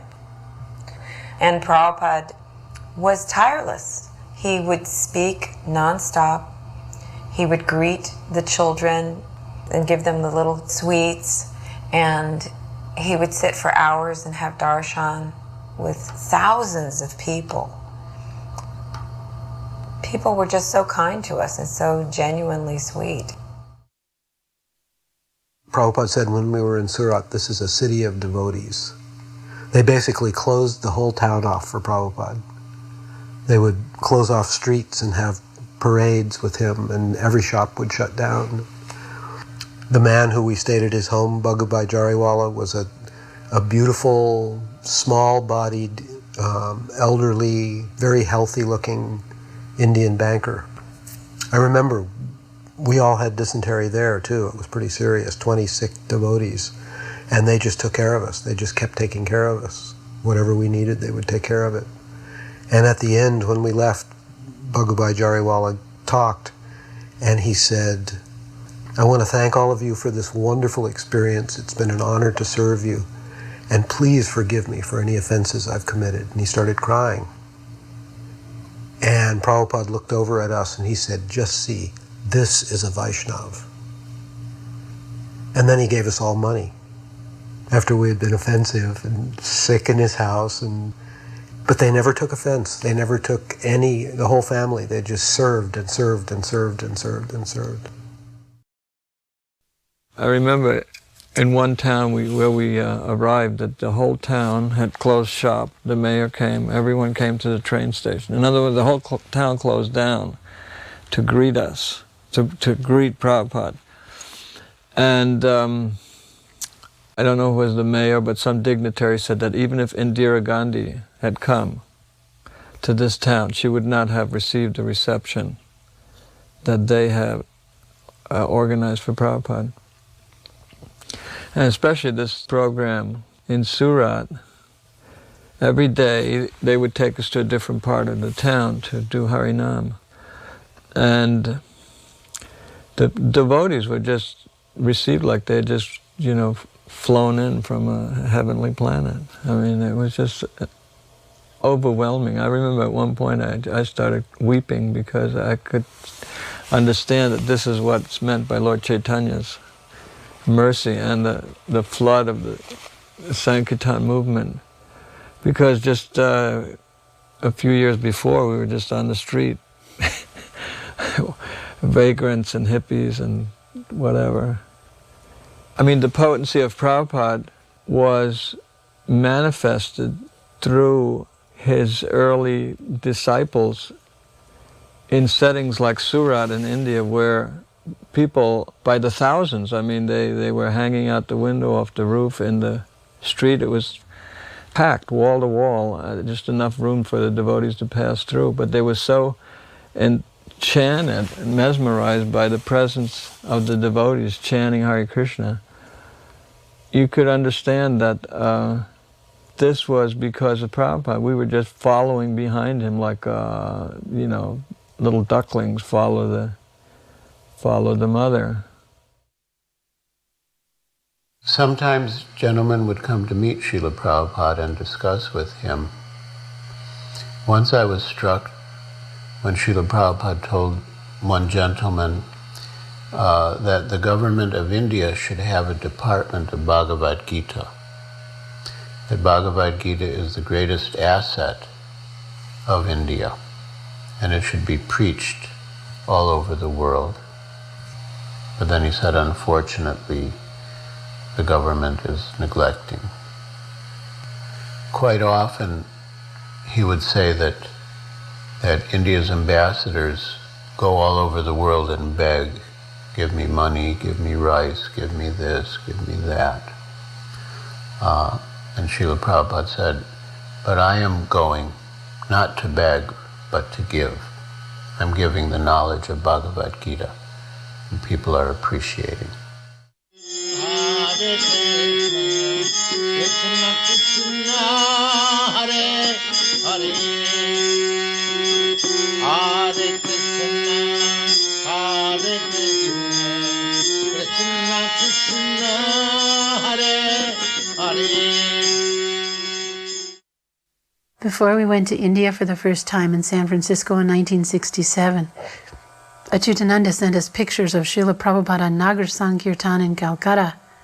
And when we saw Prabhupada chanting in the streets of India, in this one still picture, all of us were just praying for the day that we would join Srila Prabhupada. And he said he would take us to India and show us India on foot. And when we were in San Francisco, we had no idea what that meant. But this is what it meant. Going on pilgrimage to a place is one thing, but until you're on foot in the streets, walking as those before us have walked, chanting the holy name, you can't taste India. Surat is near Dwarka, and so it's a traditionally Vaishnava province. They worship mostly Bal Krishna in the Balabhacharya line, but any Krishna worship is very popular there. And so Mr. Jariwala was very respected in the town. And every day he had our kirtan route printed in the newspaper. So people knew exactly which streets we were going to be on. And they had those streets streamered with sari cloth all the way across the roads. Everybody had little white chalk auspicious diagrams in front of their houses on the sidewalk. And they were out there with kumkum and rice and flower garlands to put the red kumkum and rice on our foreheads and garland us. We got so many garlands put on us that after a while we had to take 20 of them off and pass them out to the crowd. And next thing you know, we'd have 20 more garlands on. We got garlanded 50 times in the course of each procession. And people were doing artik to us in the street as we went by in the kirtan procession. Basically, that was just a ton of fun. Generally, the women were placed in the front in Sankirtan in those days rather than in the back. And we all danced in the same way.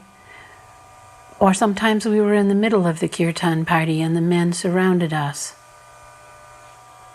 Shyamsundar and Koshalya and Yamuna and Malati and Hansadutta, Tirananda, Giriraj, Gopal. This was the time when we met Mr. John Greiser for the first time, who came to film Srila Prabhupada, and he joined our party. I think he was the only non-devotee in our party. And that person later became Yadubara Das. I first met Srila Prabhupada here in Surat. I'd come to India to do a master's degree thesis in photography on the origins of Krishna consciousness in India. The summer before, I'd done a couple of magazine articles on the movement. That's me in the blue shirt. I brought those magazine articles with me and showed Srila Prabhupada, and he liked them. He went through each of them page by page, much to my embarrassment, because one of them had some nudity in it. Srila Prabhupada didn't bat an eye, he just kept going through until he reached the article on Krishna consciousness. And then his comment was, even when we find gold in a dirty place, we take it. The second day I was there, Srila Prabhupada asked me, so you're going to become a devotee? I couldn't imagine myself wearing the robes and the shaved head, so I said no. Although inwardly I felt I was. So Srila Prabhupada's reply was, then you cannot stay. I was naturally shocked. And I didn't leave. I stayed with the party for 2 months. Every day I'd sit in Srila Prabhupada's room, and invariably when a visitor came in, he'd introduce me. He would say, this is Mr. John. He is from America. He is an expert photographer. In this way, Srila Prabhupada encouraged me, and he could understand I was becoming a devotee gradually. We were brought into the Durga temple. This one was new, the deity was new, she was nicely dressed and nicely worshipped. When we came into the room, I remember Prabhupada said, do just exactly like I do. And when Prabhupada came before the deity of the demigod, he bowed down before the demigod, just like he'd bow down before the Radha Krishna altar. But instead of putting his left side toward the altar, he put his right side toward the altar. He said, when you bow down before a demigod, you keep the demigod on your right. The understanding is your spiritual master is in front of you and Radha and Krishna are on your left. So you're still bowing to Radha and Krishna and your guru, but you're also offering respect to the demigod at the same time. And that's how you offer respects to a demigod, with your right-hand side toward the altar. In other words, he was respectful to Durga, but he didn't want her worshipped in the same way that we would worship Radha and Krishna. So that's the distinction. Not only did we have kirtan through the streets of Surat, many times they would invite us outside town for engagements in the villages. And Prabhupada was so available to us at all times. And one time I had gone into his room. We were staying at the house of Bhagubhai Jariwala. I went into his room and I told him I had memorized the Sri Upanishad. And so on one of these engagements, after speaking, he called me. He said, Kaushalya, come here. So I came up to him, and he said, sing Sri Upanishad. I went, oh God, I'm on the spot now. So I did it. I sang the Sri Upanishad. And the whole time I'm looking at Prabhupada while I'm singing. And his smile, he's gradually becoming more and more pleased, and his smile is getting bigger and bigger. And when I finished, he called me closer to him, and I started to pay my obeisances, and he grabbed my head and put it on his lap and patted me on the back and rubbed my head. I felt like a puppy dog. It was really special. As in other places, we would go into Srila Prabhupada's room early in the morning and sing the prayers to the spiritual master. So one morning, after the prayers, Prabhupada gave a little talk, and then he asked, why does Krishna come into the material world? So different devotees gave different answers, but Dinanath Prabhu gave the answer that he comes to give pleasure to the devotees. And Srila Prabhupada said, yes, that was the right answer. Because the other purposes could be fulfilled by other agents, but only Krishna could come and satisfy his pure devotees. So after Dinanath gave the answer, Srila Prabhupada said, now you are liberated. Because the Bhagavad Gita says, Janma karma chame devyam evam yo veti tattvataha. that one who knows about the appearance and activities of Krishna in truth, Tattva Dehang Purnarjanma Naiti Mameti Soarjuna. He never has to take birth again, but he goes back home, back to Krishna.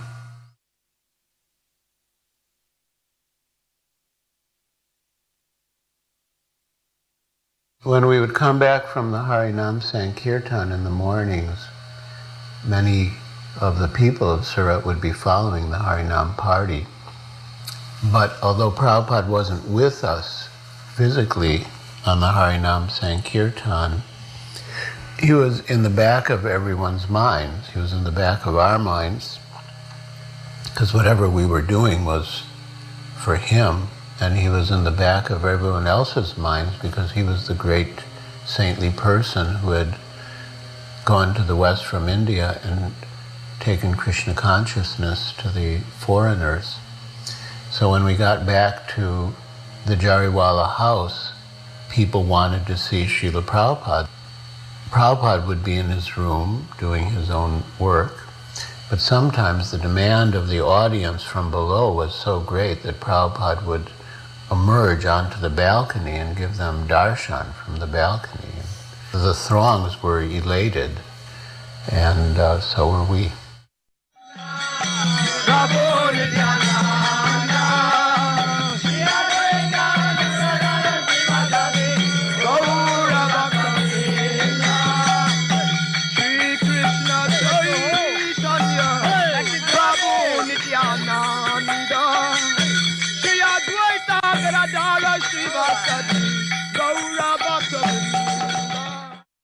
This was the first time that all the devotees from all over India came together. Prabhupada had arrived in Calcutta and other devotees had arrived in Bombay. And for a whole year, people were doing preaching at different places. Some devotees were preaching in Delhi, some devotees had gone down south. But at this time, Prabhupada was going to reorganize all the preaching in India. So devotees came from all over different parts of India to be with Prabhupada at this specific time. So in the morning, Srila Prabhupada would go out and take his walk. And he wanted to have the kirtan party, going on with him when he took his morning walk. And as we walked through the different camps, sadhus would come out and pay their respects to Srila Prabhupada. As Srila Prabhupada described this Magh Mela at the time, there were reported 7 million saintly souls that went to take part in the festivities throughout the month. Never had we been in such crowds of people or lived amidst so many people. Srila Prabhupada determined what our activities would be from morning till night at this pandal. So it was both for purification and for example of what Vaishnavas do. And while a program of deity worship went on with artis and offerings throughout the day, one of the main engagements of the day was prasad distribution. So virtually people were cooking and distributing prasadam throughout the whole day. And different devotees volunteered for that cooking service. Sagar Maharaj was instrumental in showing us how to shop in this environment. And Rabadi Nandan Maharaj was quite instrumental in the making and distribution of both halawa and khichdi. I didn't get to go on a single one of those morning kirtans. I had to cook for 45 people breakfast on the fires. Then I had to cook lunch on those fires. Then one day Prabhupada said, after lunch was over, he said, I want you to prepare rice, puris, and chutney for 700 people. And that was to be passed out in the pandal in the afternoon. And then after that, I had to get dinner ready for 45 people. I had 2 little wood fire pits, and all we had was sticks. I mean, just sticks, not even chunks of wood that you could make a bed of coals out of, just sticks. So all you had was flame and soot, The pots were covered with soot. I was covered with soot. Now somehow I was putting out every bit I had to do that service at that time. It was the hardest thing I ever did materially.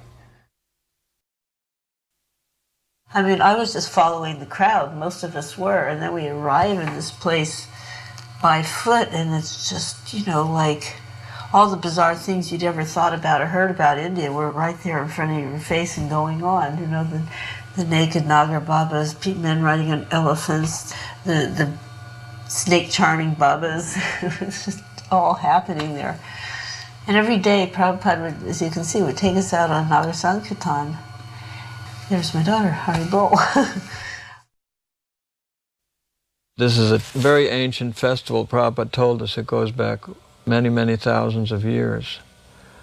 At this time, that all the holy men, they come and they gather because there's a very auspicious constellation. And if you take bath at that time, you're guaranteed liberation. And I remember asking Prabhupada whether that was really true. Prabhupada said, yes, it's true. He said, but we didn't come here to be for that, because we're already liberated. We came here to preach Krishna consciousness. But I did go for, you know, because I wanted the guarantee. I went, and you have to go early in the morning, about 4 o'clock, and there are no lights. It's very cold. The wind is blowing because it's winter time, and just hundreds of people are wandering towards the river, and it was a really sensational experience. Here you can see Srila Prabhupada is shaving. There was no hot water available. Of course, perhaps someone heated a little water up for Prabhupada.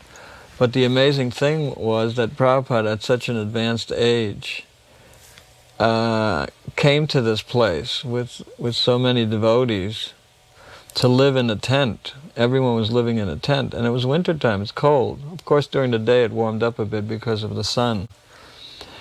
But it's also said that at a certain day in the course of this festival it rains. And sure enough, when that day came, it rained. And so it was really miserable after that because everything was damp and very difficult to keep warm. So here we see Srila Prabhupada and the devotees getting ready to make a visit to the local Gaudiya Mutt. And of course, Prabhupada lived in Allahabad for a number of years, and he had a business there. And he told us also later that he donated the deities there. I remember what struck me when we went there that day was there was Prabhupada in the lead, and then there was 8 or 9 rickshaws following behind, again like little ducklings. Wherever he went, we followed behind. That was our relationship. Never knowing exactly the full significance of what Prabhupada was doing, but as I said before, looking back now, it's clear to me that Prabhupada knew exactly. It was like a great campaign that he had planned and been carrying out. The Rupa Gaudiya Mutt in Allahabad. This was a most exciting event for all of Srila Prabhupada's Western disciples. Not only were we attending a program with Srila Prabhupada, but we were attending a program at a temple that he was very instrumental in serving in the years before he left India, when he lived in Allahabad. Oh, here's the deities. We were all aware of the fact that Srila Prabhupada had, in his business years, arranged for the Archa Vigraha at this mandir, the Radha and Krishna deities. It was his service. This is in fact one of the first Archa Vigraha that I ever saw a photo of in my entire life when we were in San Francisco in 1967. And some very early photos were sent from Calcutta, taken by Achyutananda and Ramanuja Brahmachari. We had a photograph of these deities that were sent to us in San Francisco. And so it was one of the first Radha and Krishna deities that I ever saw from India. So they always remain very dear to me. Srila Prabhupada was very proud of the fact that of all these pandals, at the Magh Mela that year. None attempted a deity worship program of Radha Krishna Archa Vigrahas but ours. So we became very famous for even that aspect of our presence. The Archa Vigraha was Sri Sri Radha Madhava. Prabhupada, on another day, he took us all through, not all of us, but I know I was with him, and we drove through the city, and he pointed out different places where he lived and where his business was, and things like that. I remember one day Prabhupada told us that many yogis come here, and some of them are very old, up to 300 years, and he said that they appear just like young boys, so you wouldn't recognize them. He said 2 came to see him, and they told him that they lived in the jungle with some tigers. I remember being amazed because it was the first time Prabhupada spoke about some of the siddhis that the yogis there had. He told us, you must be very careful because these are very powerful yogis here, and that many of them have very powerful siddhis, and they can go down in the Ganga at the Himalaya and come up here at Triveni. They have the siddhi to be able to move between places. He said, so you must be very respectful, very careful. During this time at the Kumbh Mela, we were taken across the Ganga in boats, and we went to the ashram of Prabhu Dutt Brahmachari. He was an old man, and he was famous because he had done the translation of the Chaitanya Charitamrita, which was originally written in Bengali, and Prabhupada had translated into English, but Prabhu Dutt had translated into Hindi. So most people in northern India speak Hindi, so they were able to appreciate the translation of Prabhu Dutt. Allahabad figures as a very prominent place in the Gaudiya Vaishnava's history because Rupa Goswami was instructed by Chaitanya Mahaprabhu in Allahabad, in Prayag, for so many days, I think 10 days, when Rupa Goswami was on his way to Vrindavan to carry out his mission. And at this specific spot, Mahaprabhu instructed Rupa Goswami, and Rupa Goswami later on wrote down all the Gaudiya Vaishnava philosophy, which governs all the Gaudiya Vaishnavas to this very day. All his writings, he was considered the most prominent of the Goswamis, Rupa Goswami. But I was so sick that when I got up in the morning about 4 o'clock and had to run for the outhouse, there was somebody in the outhouse. And then I went back in and I climbed between the quilts again to get warm. And I just laid there and I couldn't move. And then I heard the Mangala Arati start. And I got up and I got dressed and I came into Artik, and I must have been 10 minutes late. And Prabhupada watched me walk in from the back. And he was talking about the Bhagavatam story of Ajamil, about the subject of atonement. The Sanskrit word is prayaschita, and it means atonement. And he was talking about how atoning for sins doesn't solve the problem because it doesn't cleanse the seed of sinful desire from the heart. And so even though you can get free from the reaction by atonement, by some kind of prayaschita, you can't stop the tendency to commit the sin again that way. And then he started talking about Ajamil, and how Ajamil as a youth, and he said he did some very pure service. And Prabhupada was looking at me as he said it. And then he said, very pure. But then later in his life, because of circumstance, he fell down and he went to his death as a fallen worldly man. But it was right as I walked in and as he was looking at me that he talked about Ajamil doing some pure service in his youth. And then as he was looking at me, he said, very pure. Even now, thinking back on it and what happened and then how my life has gone since, it almost seemed like he saw my future.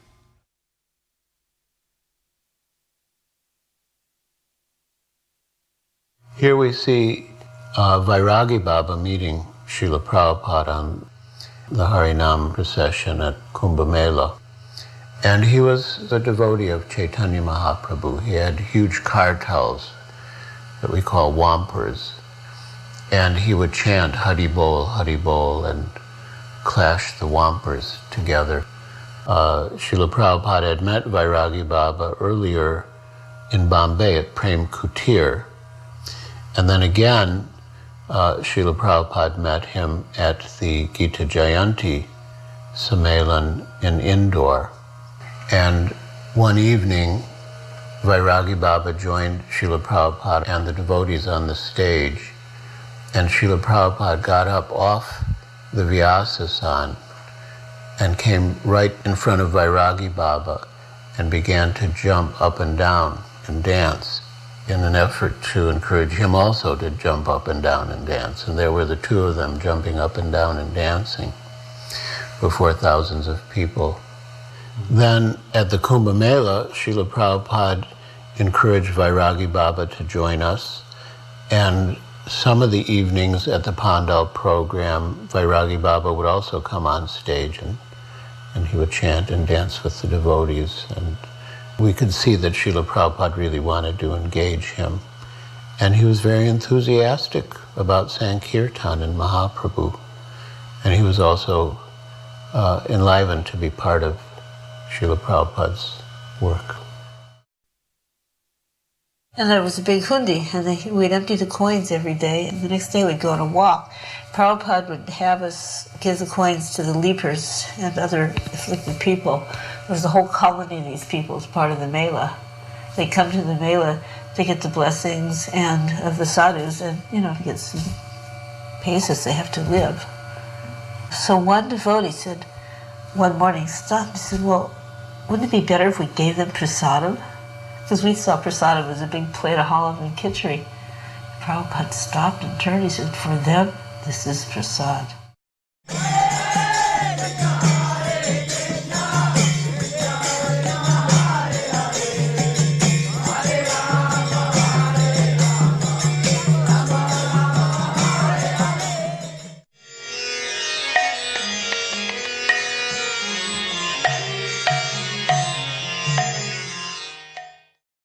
I was in Banaras at that time when Srila Prabhupada was traveling India with his 40 disciples. I read in a newspaper, in America, Krishna Bhakti is preached. Naturally, I was devotee of Krishna, so I liked this topic. So I went there. Then there was a procession from the Sasmed Ghat to Tapan Mishra's house that is now in Banaras. When procession finished, I approached Srila Prabhupada and I spoke in Hindi. Bhagavan, aap kab America gaye the? When you went to America? And how you preach? The Prabhupada said, you see, I just chant Hare Krishna and give some lecture. He said, they need this Vedic knowledge. So just see how they are happy and they are chanting. Then I asked, where is your program after Banaras? The Prabhupada said, I will go to Gorakhpur. So I wrote down the date. Then I went to Gorakhpur and Prabhupada was there. He was staying in Krishna Niketan. I went there. I was waiting. And Prabhupada was at that time alone. So I did not recognize that he is Prabhupada. Where is A.C. Bhaktivedanta Swami? I asked Prabhupada. So Prabhupada asked me, why you want to meet with him? So I replied, because he is my guru. I like him very much. So Prabhupada asked me, why you accept him as your guru? So I said, because he is the servant of Chaitanya Mahaprabhu. Then Prabhupada asked me, who is Chaitanya Mahaprabhu? So I said, he is Krishna himself. So I was talking and Prabhupada asked, why you accept Lord Chaitanya as Krishna? Because I read Chaitanya Charitamrita, Krishna himself came as a devotee to preach.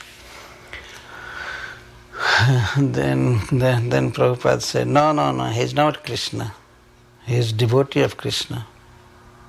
I said, no, he is Krishna himself. The Prabhupada insisted, no, he is devotee of Krishna. He is not Krishna. Then I spoke very hard words to Srila Prabhupada. I said, bas chup rahiye, just keep quiet, don't speak anymore. Then Prabhupada laughed very loudly. Very loudly he was laughing. Then some bhaktas came and they were offering obeisances. So I realized that he is Guru Maharaj, he is Srila Prabhupada. So when they offered obeisances, I also offered obeisances. And so I said, please forgive me. I offended at your lotus feet. I did not recognize you. Please forgive me. Then Prabhupada caught my hand like this and come to my room. Then 3 disciples were sitting there. And Prabhupada was laughing. His smile was not stopped. And then he told that he knows that Chaitanya Mahaprabhu is Krishna himself. He said, you chastised me, I like that. I am very happy with your words.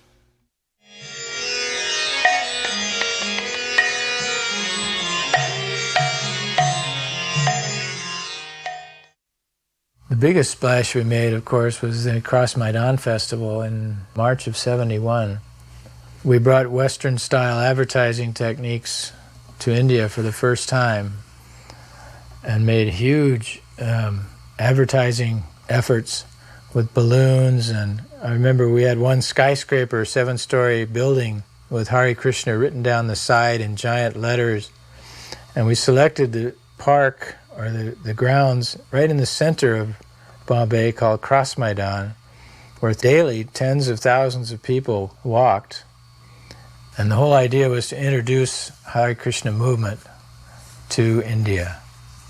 And daily 50 to 100,000 people would attend, morning and evening lectures, but all day long the pandal was kept open for people to walk around and ask devotees questions. There was a question and answer booth, the different displays of Krishna consciousness around the world. People began to get the idea that this was a global movement started by one of their own. I was especially attracted by their appeal that said, American sadhus are in town, European sadhus.